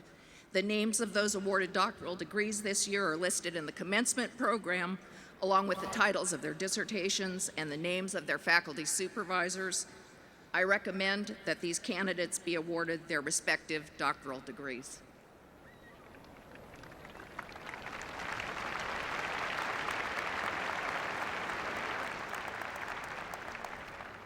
It is my pleasure to present the Chairman of the Board of Regents, Stan Baer, all of these doctoral degree candidates from the schools and colleges just presented. Regent Baer.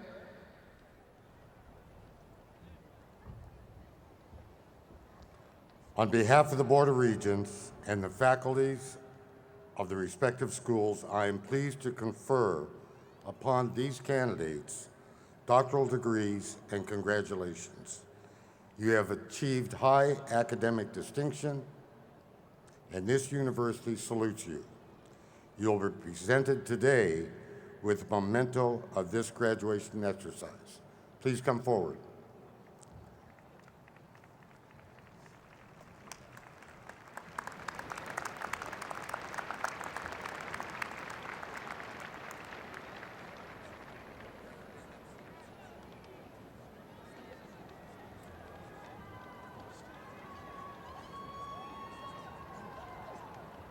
Charlotte Ann Lambert, Doctor of Philosophy, Genome Sciences. Michelle Lynn McGowan, Doctor of Philosophy, Women's Studies. Joanna Lynn Kelly, Doctor of Philosophy, Genome Sciences. Maureen Miner, Doctor of Philosophy, Pathobiology. Andrew D. Fromader, Doctor of Philosophy, Mathematics. Benjamin Isaac Larson, Doctor of Philosophy, Oceanography. Dao Te Due Duk, Doctor of Philosophy, Anthropology. Kristen A. Ludwig, Doctor of Philosophy, Oceanography. Tevita O. Kaili, Doctor of Philosophy, Anthropology. Deborah A. Lixon, Doctor of Philosophy, Oceanography. Adam Chung Ho Wu, Doctor of Philosophy, Chemistry. Brooke Eilite Love, Doctor of Philosophy, Oceanography. Richard Makoto Tada, Doctor of Philosophy, History. Edwin A. Love, Doctor of Philosophy, Business Administration. Dixon Hurst Preston, Doctor of Philosophy, Art History. Annette L. Adams, Doctor of Philosophy, Epidemiology. James R. Prager, Doctor of Philosophy, Physics. Akila Balasubramanian, Doctor of Philosophy, Epidemiology. Daniela Cohen, Doctor of Philosophy, Chemistry. Hua Zhong, Doctor of Philosophy, Biostatistics. Julie Annette Bowman, Doctor of Philosophy, Chemistry. Karen Walk Redding, Doctor of Philosophy, Epidemiology. Elizabeth K. Thompson, Doctor of Philosophy, Chemistry. Carolyn Mary Hutter, Doctor of Philosophy, Epidemiology. Vanessa R. Reed, Doctor of Philosophy, Chemistry. Lori A. Williams, Doctor of Philosophy, Epidemiology. Kim Noreen Gunnarsson, Doctor of Philosophy, Chemistry. Benjamin C. French, Doctor of Philosophy, Biostatistics. Fletcher Masaharu Kimura, Doctor of Philosophy, Chemistry. Eric Y. Chan, Doctor of Philosophy, Microbiology. Gavin D. M. Jeffries, Doctor of Philosophy, Chemistry. Dan Gordon Sanders, Doctor of Philosophy, Mechanical Engineering. Alan G. Van Economics. Henry Macknick Louis Jr., Doctor of Philosophy, Electrical Engineering. Yun Mi Kim, Doctor of Philosophy, Economics. Angela Shauloff, Doctor of Philosophy, Immunology. Pisut Kultanovit, Doctor of Philosophy, Economics. Mindy L. Schaffner, Doctor of Philosophy, Nursing. Curtis Joseph Billings, Doctor of Philosophy, Speech and Hearing Sciences. Georgia R. Ditzenberger, Doctor of Philosophy, Nursing. Janelle C. Vick, Doctor of Philosophy, Speech and Hearing Sciences. Christopher Himes, Doctor of Philosophy, Zoology. Catherine A. Off, Doctor of Philosophy, Speech and Hearing Sciences. Anna Christine Franz, Juris Doctor. Min Jung Kim, Doctor of Philosophy, Speech and Hearing Sciences. Jennifer White Zhang, Juris Doctor. Heather McLaughlin Garpez, Doctor of Musical Arts, Choral Conducting. Jerry Cheer Chang, Juris Doctor. M. Linda Ginrich, Doctor of Musical Arts, Choral Conducting. Shantri Propusser, Doctor of Philosophy, Electrical Engineering. Sachi Patricia Hirakausi, Doctor of Musical Arts, Piano Performance. Radhakrishna G. Sampagetaya, Doctor of Philosophy, Electrical Engineering. Sarah Ann Strode, Doctor of Philosophy, Atmospheric Sciences. Shiho Iwanaga, Doctor of Philosophy, Electrical Engineering. Miguel Justino Gomez, Doctor of Philosophy, Applied Mathematics. Jua Jean Wang, Doctor of Philosophy, Electrical Engineering. Zhe Jing Wang, Doctor of Philosophy, Molecular and Cellular Biology. Lei Zhao, Doctor of Philosophy, Biochemistry. Anuradha Vinayak Karnataki, Doctor of Philosophy, Public Health Pathobiology. Gung Cheng, Doctor of Philosophy, Biochemistry. Stephanie Liana Iverson Cabral, Doctor of Philosophy, Public Health Pathobiology. Hai Wang, Doctor of Philosophy, Mechanical Engineering. Teresa Scholes Richards, Doctor of Philosophy, Public Health Pathobiology. Hung Shang Li, Doctor of Philosophy, Electrical Engineering.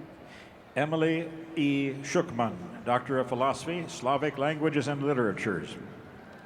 Jue Wang, Doctor of Philosophy, Electrical Engineering. Nora Beidler Henriksen, Doctor of Philosophy, Public Health Genetics. Shuanglong Yu, Doctor of Philosophy, Electrical Engineering. Christy A. Leslie, Doctor of Philosophy, Women's Studies. Feng Gao, Doctor of Philosophy, Electrical Engineering. Brianna T. Blazer, Doctor of Philosophy, Women's Studies. Jinan Wang, Doctor of Philosophy, Bioengineering. Alka Aurora, Doctor of Philosophy, Women's Studies. Yi Ho, Doctor of Philosophy, Chemical Engineering. Charlene Mondal, Doctor of Philosophy, English. Roberta Lynn Armstrong, Juris Doctor. Teresa J. Squartrito, Doctor of Philosophy, Political Science. Dinesh Bhaskar, Doctor of Philosophy, Chemical Engineering. Anne Helene Miller, Doctor of Philosophy, French Studies. Alan D. Taylor, Doctor of Philosophy, Chemical Engineering. Sue Lockett John, Doctor of Philosophy, Communication. Vito Lonsunton, Doctor of Philosophy, Epidemiology. Brandon Joel Derfler, Doctor of Philosophy, Music Theory. Jung Kung Yoon, Doctor of Philosophy, Mechanical Engineering. Daniel W. Lisney, Doctor of Philosophy, Education. Jung Ah Lee, Doctor of Philosophy, Nursing. Dan Owen Lovett, Doctor of Philosophy, Education. Tatiana A. Kaminsky, Doctor of Philosophy, Nursing. Jennifer Ann Marsh, Doctor of Philosophy, Psychology.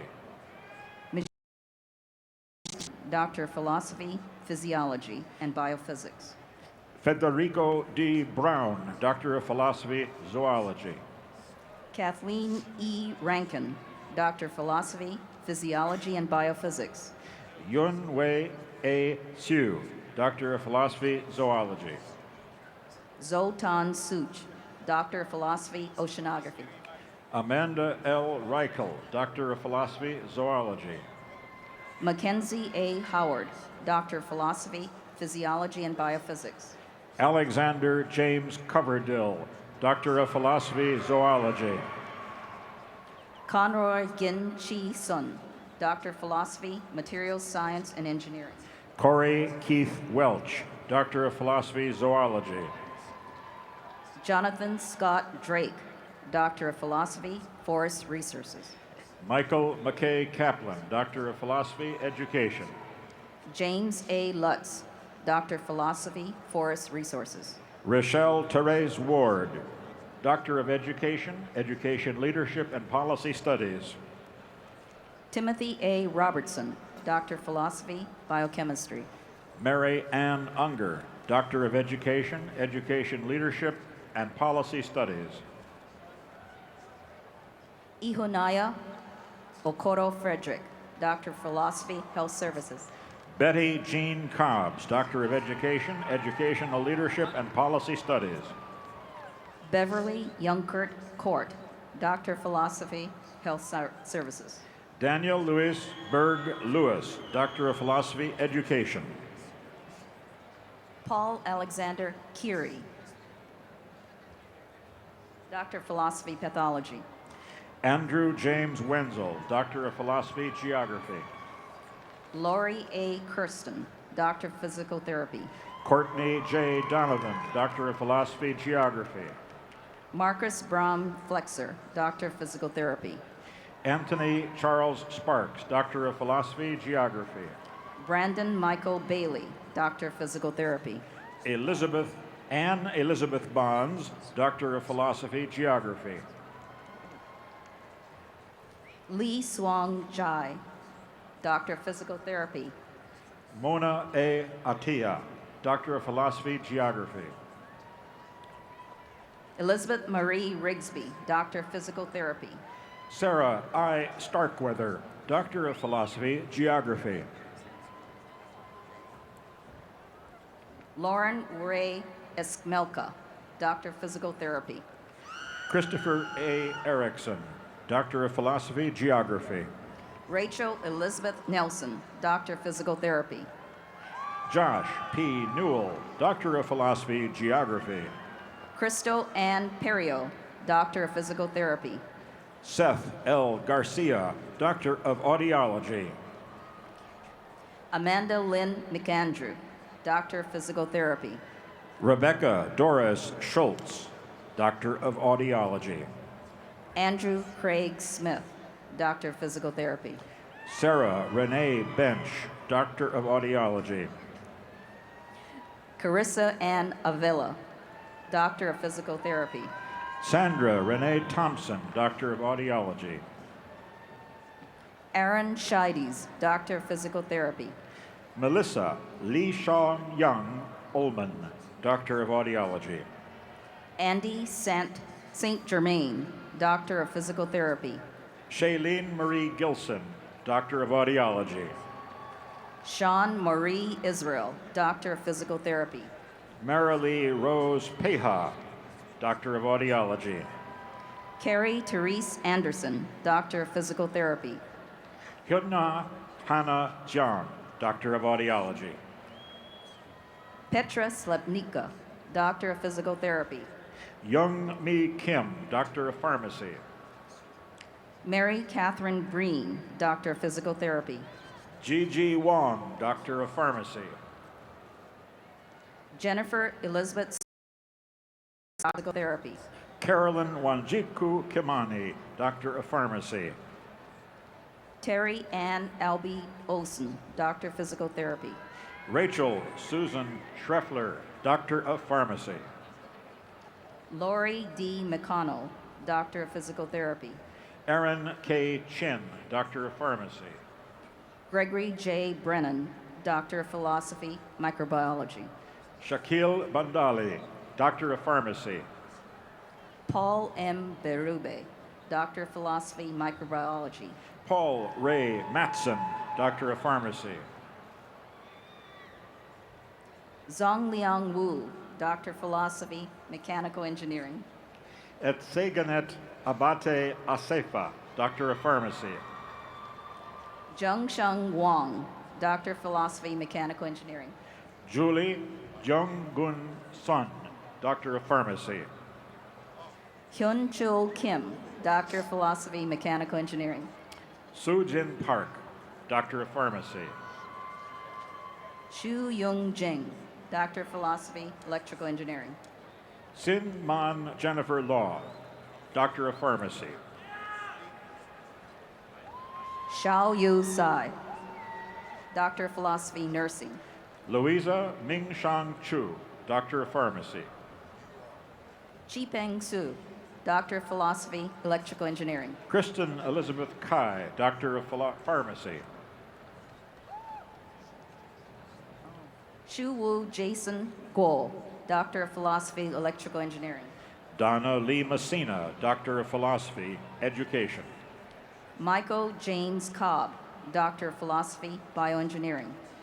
Margaret Leonora Young Weitzel, Doctor of Musical Arts, Instrumental Conducting. Maria Jeanette Stein, Doctor of Philosophy, Bioengineering. Christopher Carl Chapman, Doctor of Musical Arts, Instrumental Conducting. Elizabeth R. Lieber, Doctor of Philosophy, Bioengineering. Mitchell Brian Lutch, Doctor of Musical Arts, Instrumental Conducting. Suzanne Foster, Doctor of Philosophy, Bioengineering. Alexander Ray Trevino, Doctor of Philosophy, Music Education. Bertrand C. W. Tanner, Doctor of Philosophy, Bioengineering. Kristen B. Staker, Doctor of Philosophy, Psychology. Alan G. Goodman, Doctor of Philosophy, Bioengineering. Mark Allen Sable, Doctor of Philosophy, Education. Dustin Lundring Hillard, Doctor of Philosophy, Electrical Engineering. Guirong Zhou, Doctor of Philosophy, Geography. Isaac Mohar, Doctor of Philosophy, Environmental Toxicology. Kent Todd Unruh, Doctor of Philosophy, Information Science. Joshua Frederick Robertson, Doctor of Philosophy, Environmental Toxicology. Tamara Combs Turner, Doctor of Philosophy, Information Science. Lisa Marie Corey, Doctor of Philosophy, Environmental Toxicology. Chi Wu, Doctor of Philosophy, Asian Languages and Literature. Nadia Moore, Doctor of Philosophy, Environmental Toxicology. Fumio Kobayashi, Doctor of Philosophy, Asian Languages and Literature. Alexander Ing Chi Chan, Juris Doctor. Beryl Andrea Hatton, Doctor of Philosophy, Molecular and Singular Biology. Chuan Zhou, Doctor of Philosophy, Technical Communication. Tiffany Bedizon Malik, Doctor of Philosophy, Molecular and Cellular Biology. Micho J. Hiroshi Lum, Doctor of Philosophy, Electrical Engineering. Stacy Marie Alvarez, Doctor of Philosophy, Molecular and Cellular Biology. Amir Rahmani, Doctor of Philosophy, Aeronautics and Astronautics. Cynthia C. Tomasini Springer, Doctor of Philosophy, Molecular and Cellular Biology. Janet D. Lowe, Doctor of Philosophy, Pharmacology. Tiem T. Nop Pham, Doctor Kristen L. Mahan, Doctor of Philosophy, Pharmacology. Laura S. Koenig, Doctor of Philosophy, Geophysics. Mabel Chiemeka Ezeonwu, Doctor of Philosophy, Nursing. Eliana C. Medina, Doctor of Philosophy, Education. Kristen French, Juris Doctor. Joy K. Crawford, Doctor of Philosophy, Education. Wei Dong Song, Doctor of Philosophy, Aeronautics and Astronautics. Lindsay L. Cornelius, Doctor of Philosophy, Education. Ryan Patrick Avery, Doctor of Philosophy, Civil Engineering. Veronique Maria Myrtle, Doctor of Philosophy, Education, Human Development, and Cognition. Patikom Chiva Runatai, Doctor of Philosophy, Civil Engineering. Jill Renee Mack, Doctor of Pharmacy. Guo Wei Zhang, Doctor of Philosophy, Civil Engineering. Thomas Jones Calhoun, Jr., Doctor of Philosophy, Education Leadership and Policy Studies. Gong Shin, Doctor of Philosophy, Civil Engineering. Zhong Ting Li, Doctor of Philosophy, Nutritional Sciences. Rebecca A. Hubbard, Doctor of Philosophy, Biostatistics. Jennifer Denise Milne, Doctor of Philosophy, Music Theory. Chung Ying Wang, Doctor of Philosophy, Genome Sciences. Elizabeth Carey Warwick, Doctor of Education, Educational Leadership and Policy Studies. Sagar Seperi, Doctor of Philosophy, Materials Science and Engineering. Brandon Garnett Bale, Doctor of Philosophy, Applied Mathematics. Mustafa Rashid Bisekri, Doctor of Medicine. Noelia P. Garcia, Doctor of Philosophy, Education, School Psychology. Indranil Gonguli, Doctor of Philosophy, Forest Resources. Catherine Marie Hurt, Doctor of Philosophy, Germanics. Morris C. Johnson, Jr., Doctor of Philosophy, Forest Resources. Morgan Marcel Kerner, Doctor of Philosophy, Germanics. Soo Young Kim, Doctor of Philosophy, Forest Resources. Jane Kathleen Cover, Doctor of Philosophy, Sociology. Lin Chen, Doctor of Philosophy, Biostatistics. Amy Kate Bailey, Doctor of Philosophy, Sociology. Susan Bonnie Matt, Doctor of Philosophy, Nursing. Andrew S. Cho, Doctor of Philosophy, Sociology. Harsha V. Madiesta, Doctor of Philosophy, Computer Science and Engineering. Craig M. Collison, Doctor of Philosophy, History. Se-on Yi, Doctor of Philosophy, Civil Engineering. John J. Boshansky, Jr., Doctor of Philosophy, Astronomy.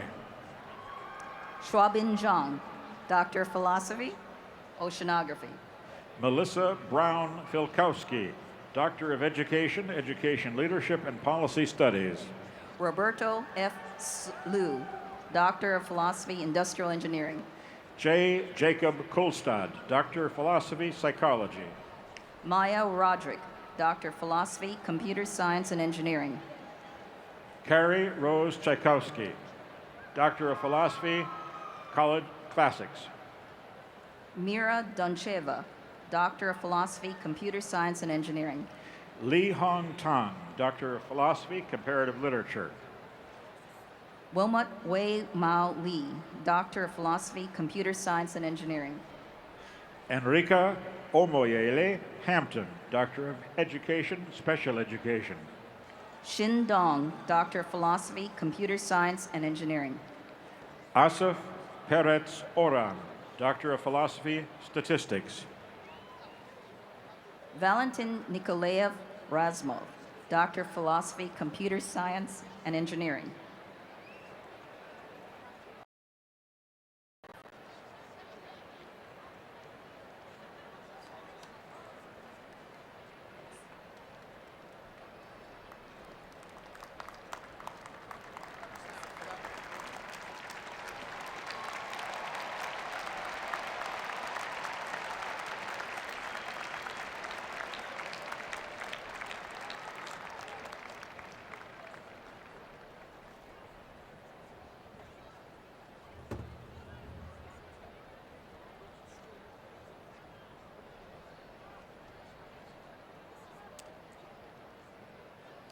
candidates for master's degrees will be presented by Dean Ortega of the Graduate School.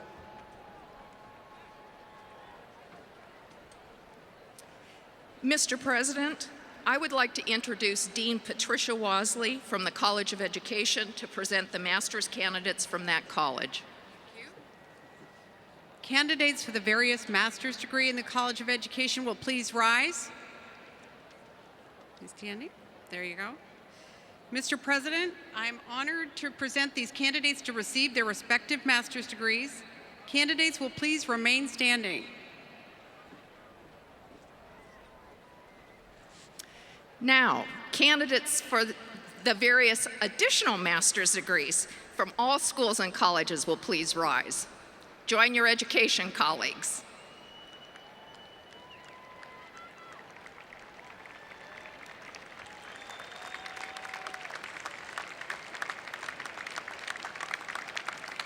Mr. President, on behalf of the deans of the schools and colleges and the graduate faculty, I am truly honored to present these candidates to receive their respective master's degrees.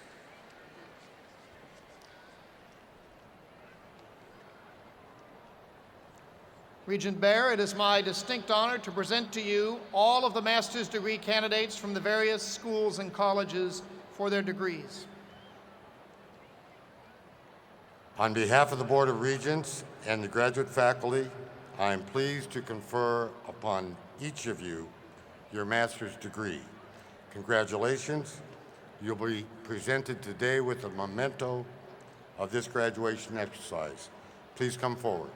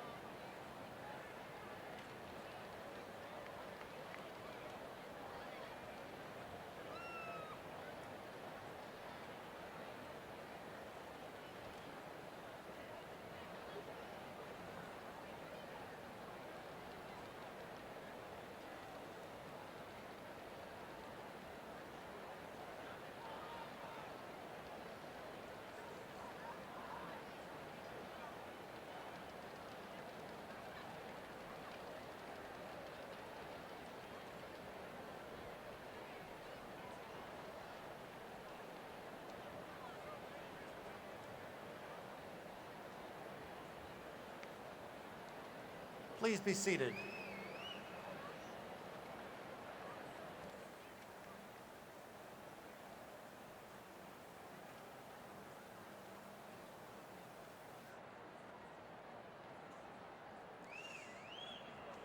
Ladies and gentlemen, in the spring of 1942, all of the University of Washington's 450 Japanese American students were forced to leave campus and were thereby prevented from completing their studies. Most of them, along with 120,000 other Japanese Americans living on the West Coast, were incarcerated in detention camps. Since then, 4 US presidents have denounced this policy, and in 1988, the United States formally apologized for these violations of human and civil rights.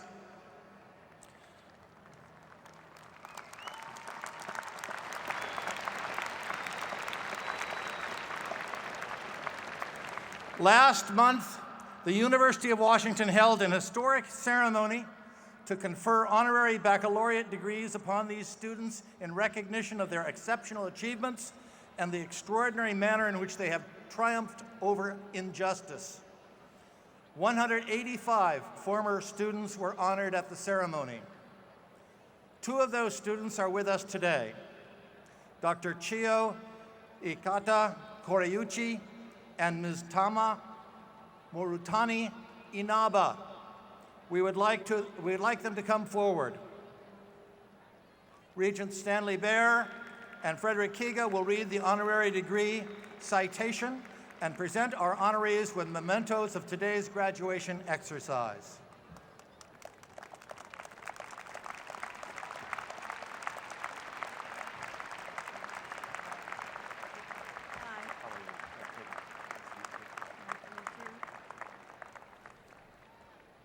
Dr. Emmert, thank you for presenting me with this honor and privilege to present this citation.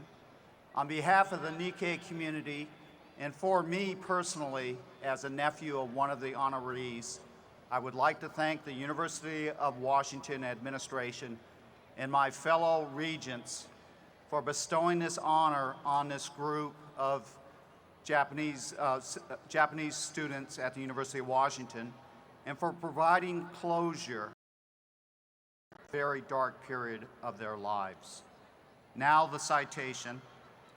Japanese American students at the University of Washington in 1941-1942, whose lives were untimely interrupted, who were taken away, lifted from your homes and incarcerated for your Japanese ancestry, we come together this day to honor you and to confer upon you what rightly should have been yours decades ago.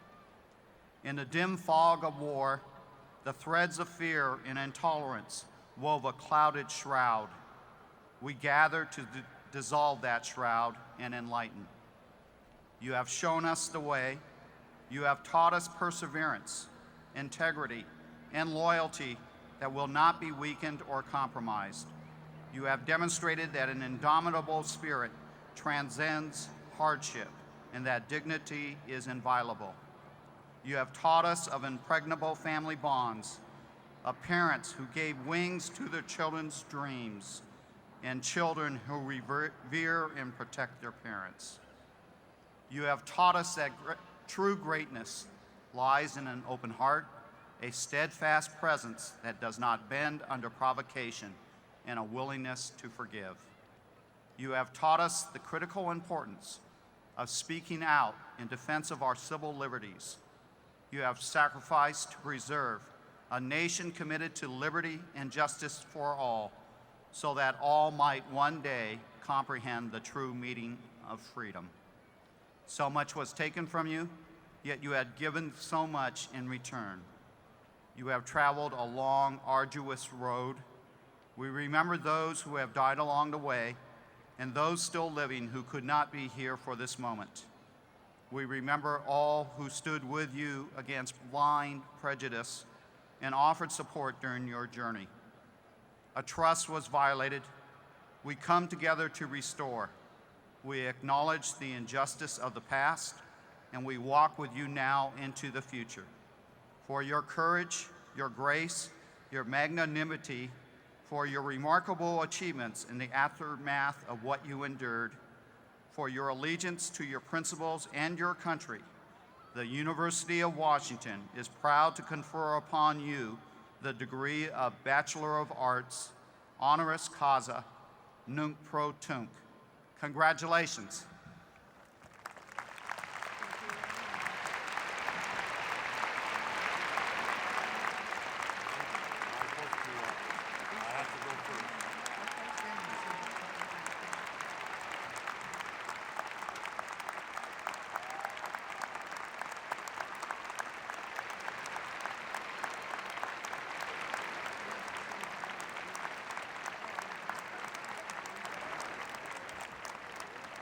I can think of no greater honor as current chair of the Board of Regents than that of officially conferring these degrees. And as we previously pointed out to the recipients and their families last month, these are called honorary degrees, but that does not mean what you may think. I'll tell you exactly what it means. In the minds of the boards of regents and the faculty, these degrees were fully earned. What you learned at that terrible time did more to shape your lives and make you wise than finishing your courses at the University of Washington. You earned this degree. And it's called honorary because beyond any belief, you acted with such great honor and dignity at that terrible time. Therefore, upon recommendation of the University of Washington faculty and by authority of the Board of Regents vested in me, I hereby confer upon you the degree of Bachelor of Arts, honoris causa, nunc pro tunc. It's official now.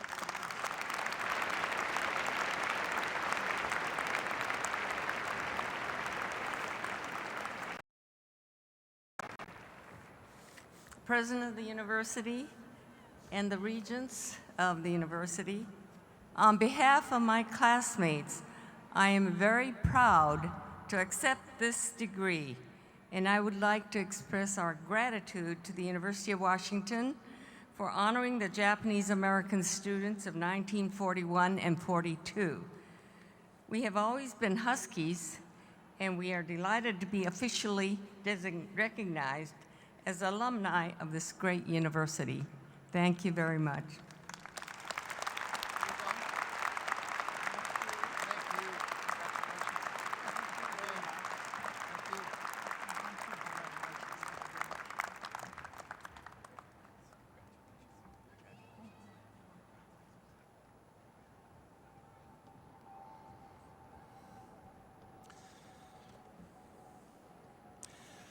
This has been an amazing year for the class of 2008.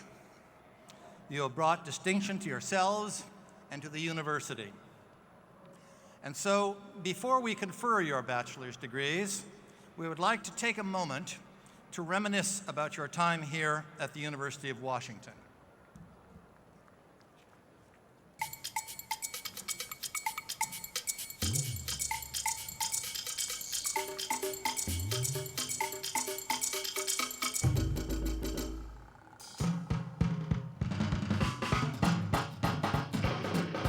UW's exciting.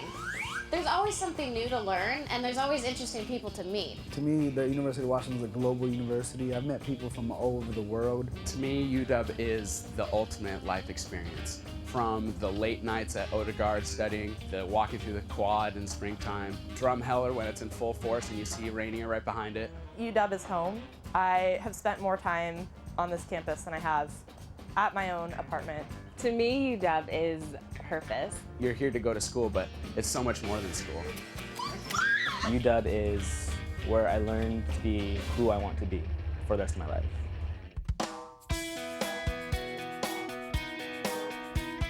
I was deployed to the Middle East, and it was while I was in the middle of a war that I got my acceptance letter at the University of Washington. So it was a significant moment in my life. I think my most memorable moment would probably be being a student leader here on the campus. Working at the Daily has really been just a fun experience. It was in the middle of finals week. I still had more tests to study for, but I had run out of money on my food card.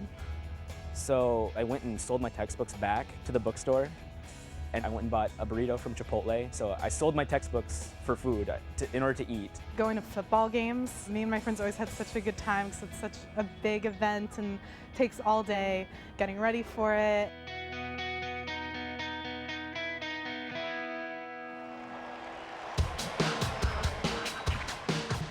To be a Husky is to have great pride in your school. Being a Husky is traditional. It's something that has a lot of legacy in it. Being a part of a community. Being a Husky is about spirit. Being a Husky means like having the whole world at your fingertips and being able to do whatever you want to do with it. Being able to know that you have the ability to try anything and do anything and go anywhere and be anywhere you want to be. There's so many things to do and so many opportunities for growth that you can really make what you want of this university. And to me, being a Husky means all of that. What the UW has provided me that makes a big difference is the networking opportunities. I think that I'm taking with me the thought that you need to be a lifelong learner. What I've learned here is how to be a part of something bigger. I think I've become a bit more cultured. I've had the chance to take a wide variety of classes. The one thing that I'll always remember is figuring out how to exist and learn and go through and develop and continue working in this world.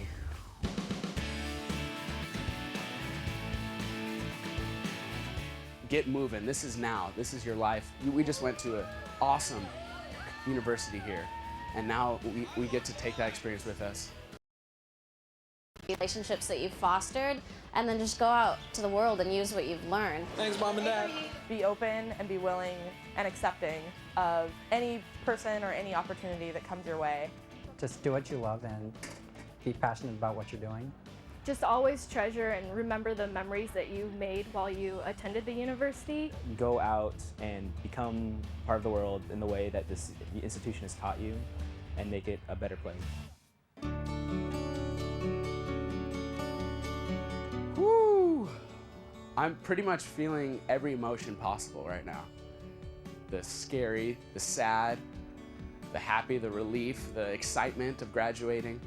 And it's all wound up into one, and it's crazy that we're seniors. I can't believe it's all ending, and it's been a blast, but I'm excited. It's exciting, but at the same time, it's really scary. I feel like my whole life has been leading up to this moment right here, where I'm gonna graduate and have a degree and go out into the real world. Really excited to start work. I'm looking forward to that. I'm hoping that I'm gonna be able to, wherever I go from here, find places that will be what UW has been to me. It was the best 4 years of my life, and I'll always miss that, but at the same time, I'll always remember it.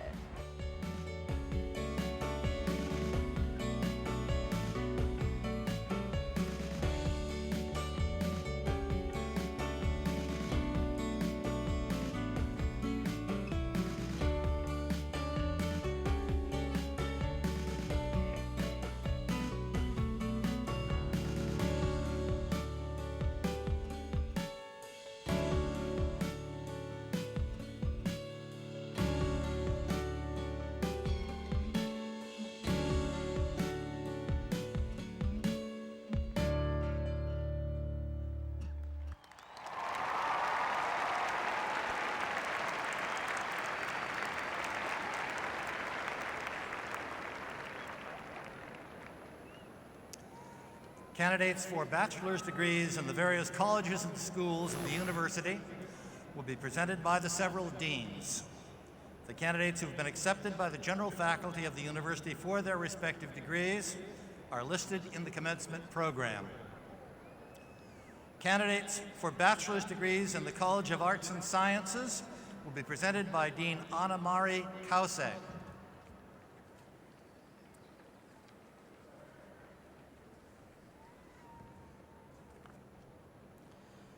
Although she has attended many University of Washington commencements, Most recently as the university's Executive Vice Provost, this is Dean Cause's first commencement as Dean of the College of Arts and Sciences.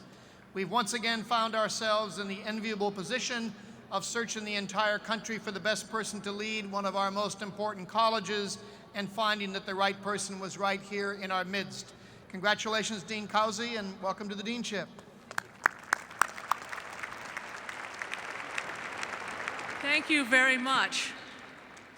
Candidates from the College of Arts and Sciences will please rise.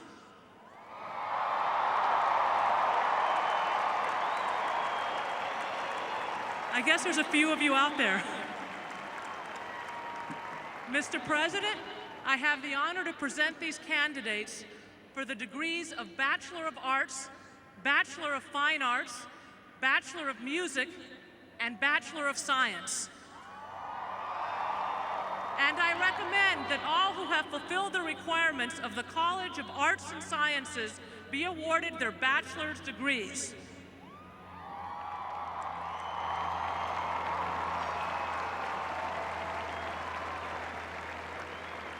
Candidates will please be seated. Bachelor's degrees from the College of Engineering will be presented by Dean Matthew O'Donnell.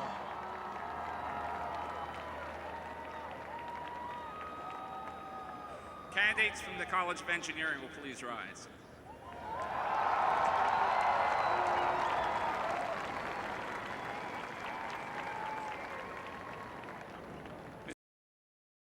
Please thank these candidates of the College of Engineering for degrees of Bachelor of Science, Bachelor of Science in Engineering, Bachelor of Science in Aeronautical and Astronautical Engineering, Chemical Engineering, Civil and Environmental Engineering, Computer Engineering, Electrical Engineering, Industrial Engineering, Mechanical Engineering, Bioengineering, Material Science and Engineering, and Technical Communication. I recommend that all who have fulfilled the requirements of the College of Engineering be awarded their bachelor's degrees.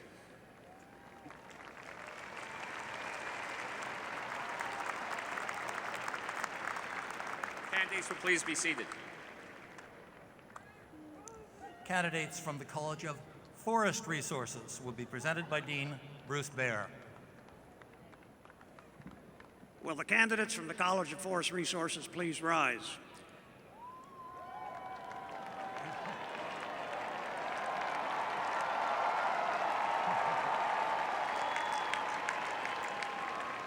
Mr. President, it is my pleasure and honor to present these candidates for their bachelor's degrees in Forest Resources and recommend that all who have fulfilled the requirements of the College of Forest Resources be awarded their respective bachelor's degrees. Candidates, please be seated.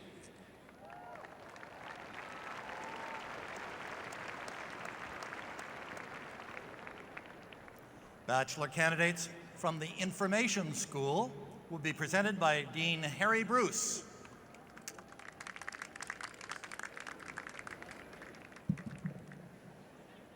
Candidates from the Information School will please rise.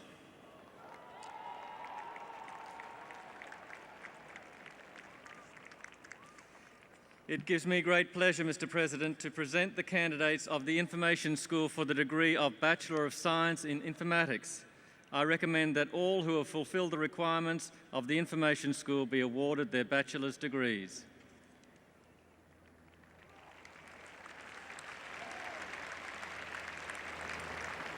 Candidates will please be seated. Bachelor candidates from the Michael G. Foster School of Business will be presented by Dean James Giambaldo. Will the candidates from the Michael G. Foster School of Business please rise?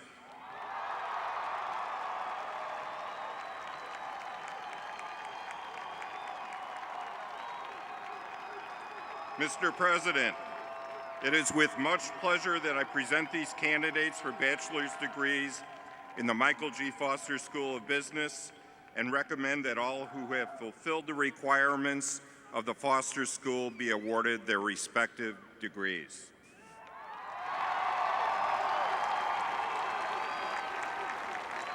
Candidates will please be seated.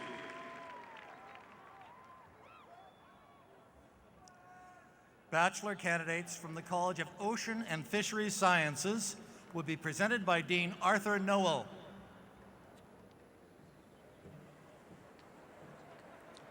Will the candidates from the College of Ocean and Fisheries Sciences please rise?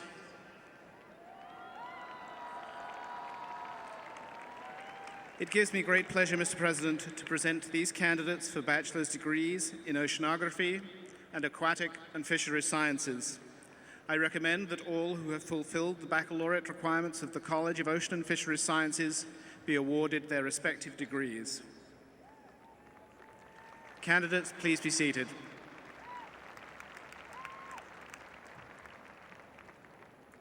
Bachelor candidates from the School of Nursing will be presented by Dean Nancy Woods.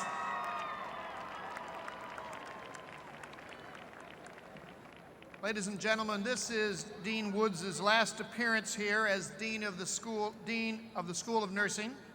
Under her guidance, the School of Nursing has continued to maintain its position as the #1 school of nursing in the United States.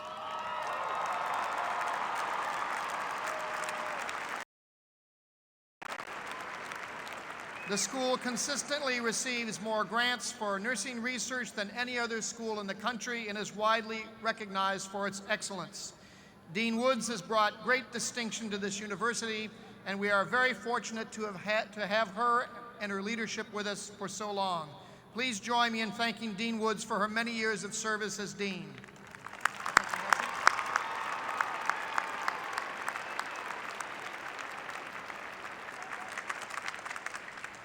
Candidates for the Bachelor of Science in Nursing degree, please rise.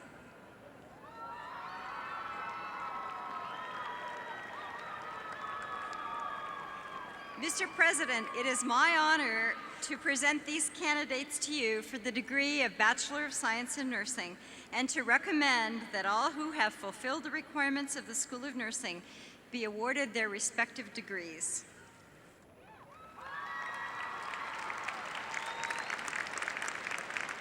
Candidates, please be seated. Bachelor candidates from the College of Architecture and Urban Planning will be presented by Dean Daniel Friedman. Will the candidates from the College of Architecture and Urban Planning please rise?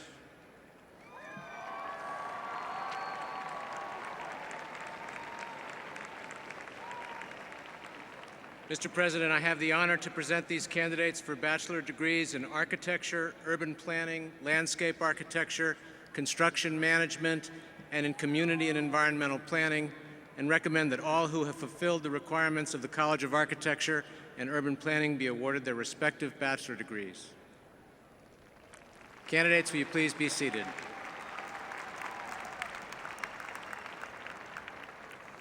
Bachelor candidates from the School of Medicine will be presented by Dr. Fine.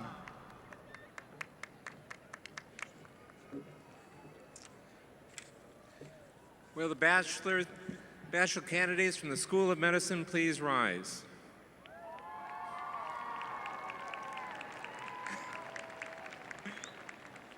Mr. President, it is a pleasure to present these bachelor candidates from the School of Medicine in the specialized fields of medical technology, prosthetics and orthotics, and physician's assistant. Candidates, please be seated.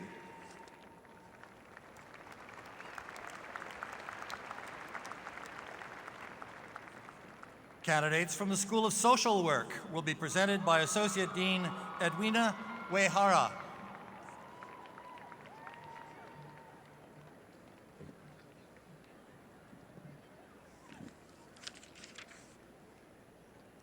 Distinguished candidates from the School of Social Work, please rise.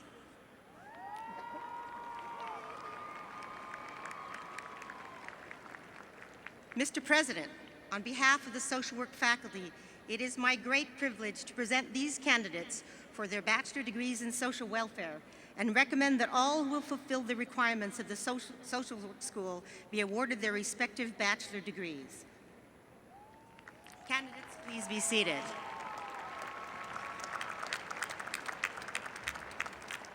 Candidates from the School of Public Health and Community Medicine will be presented by Associate Dean Patricia Wall. Will the candidates from the School of Public Health and Community Medicine please rise?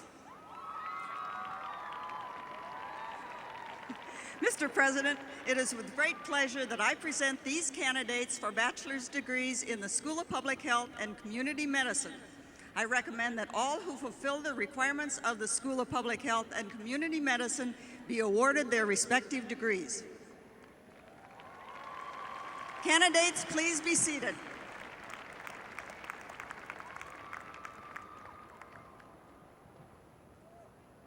All bachelor candidates from all schools and colleges just presented will please rise.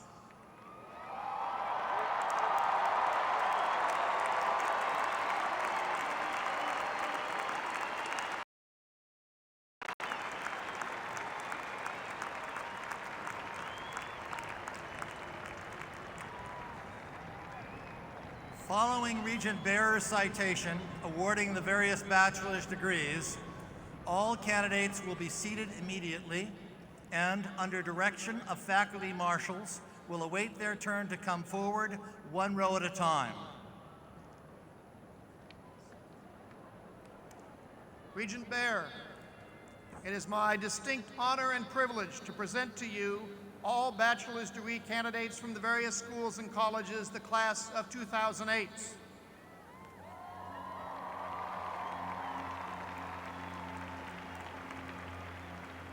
On behalf of the Board of Regents and the graduate faculty, I am pleased to confer upon each one of you your bachelor's degree. Congratulations. You will be presented today with a memento of this graduation exercise.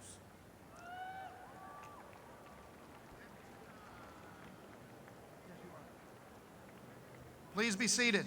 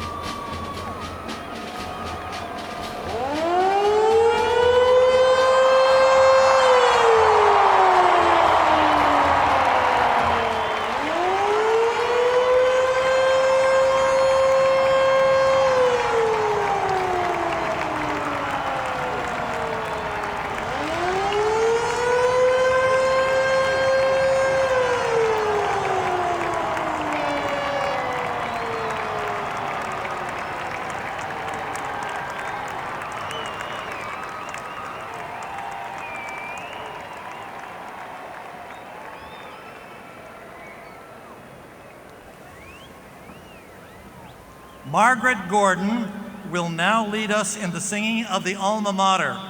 The words are printed on the inside of the back cover of the commencement program. The audience will please rise.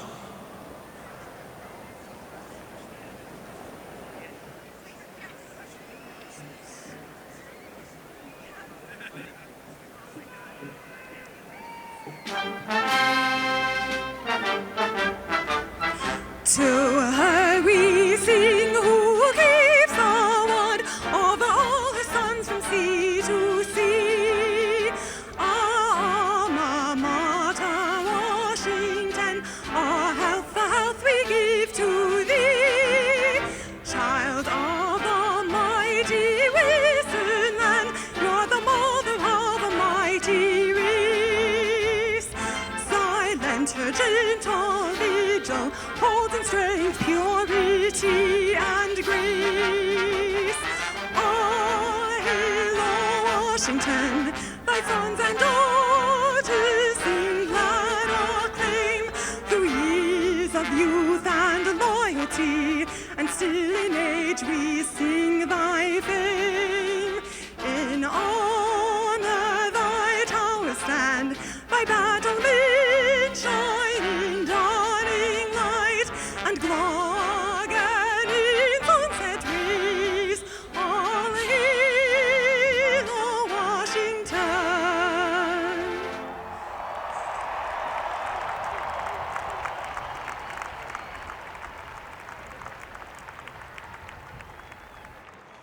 The audience and members of the graduating class are requested to remain at their seats until the recessional of the faculty is concluded.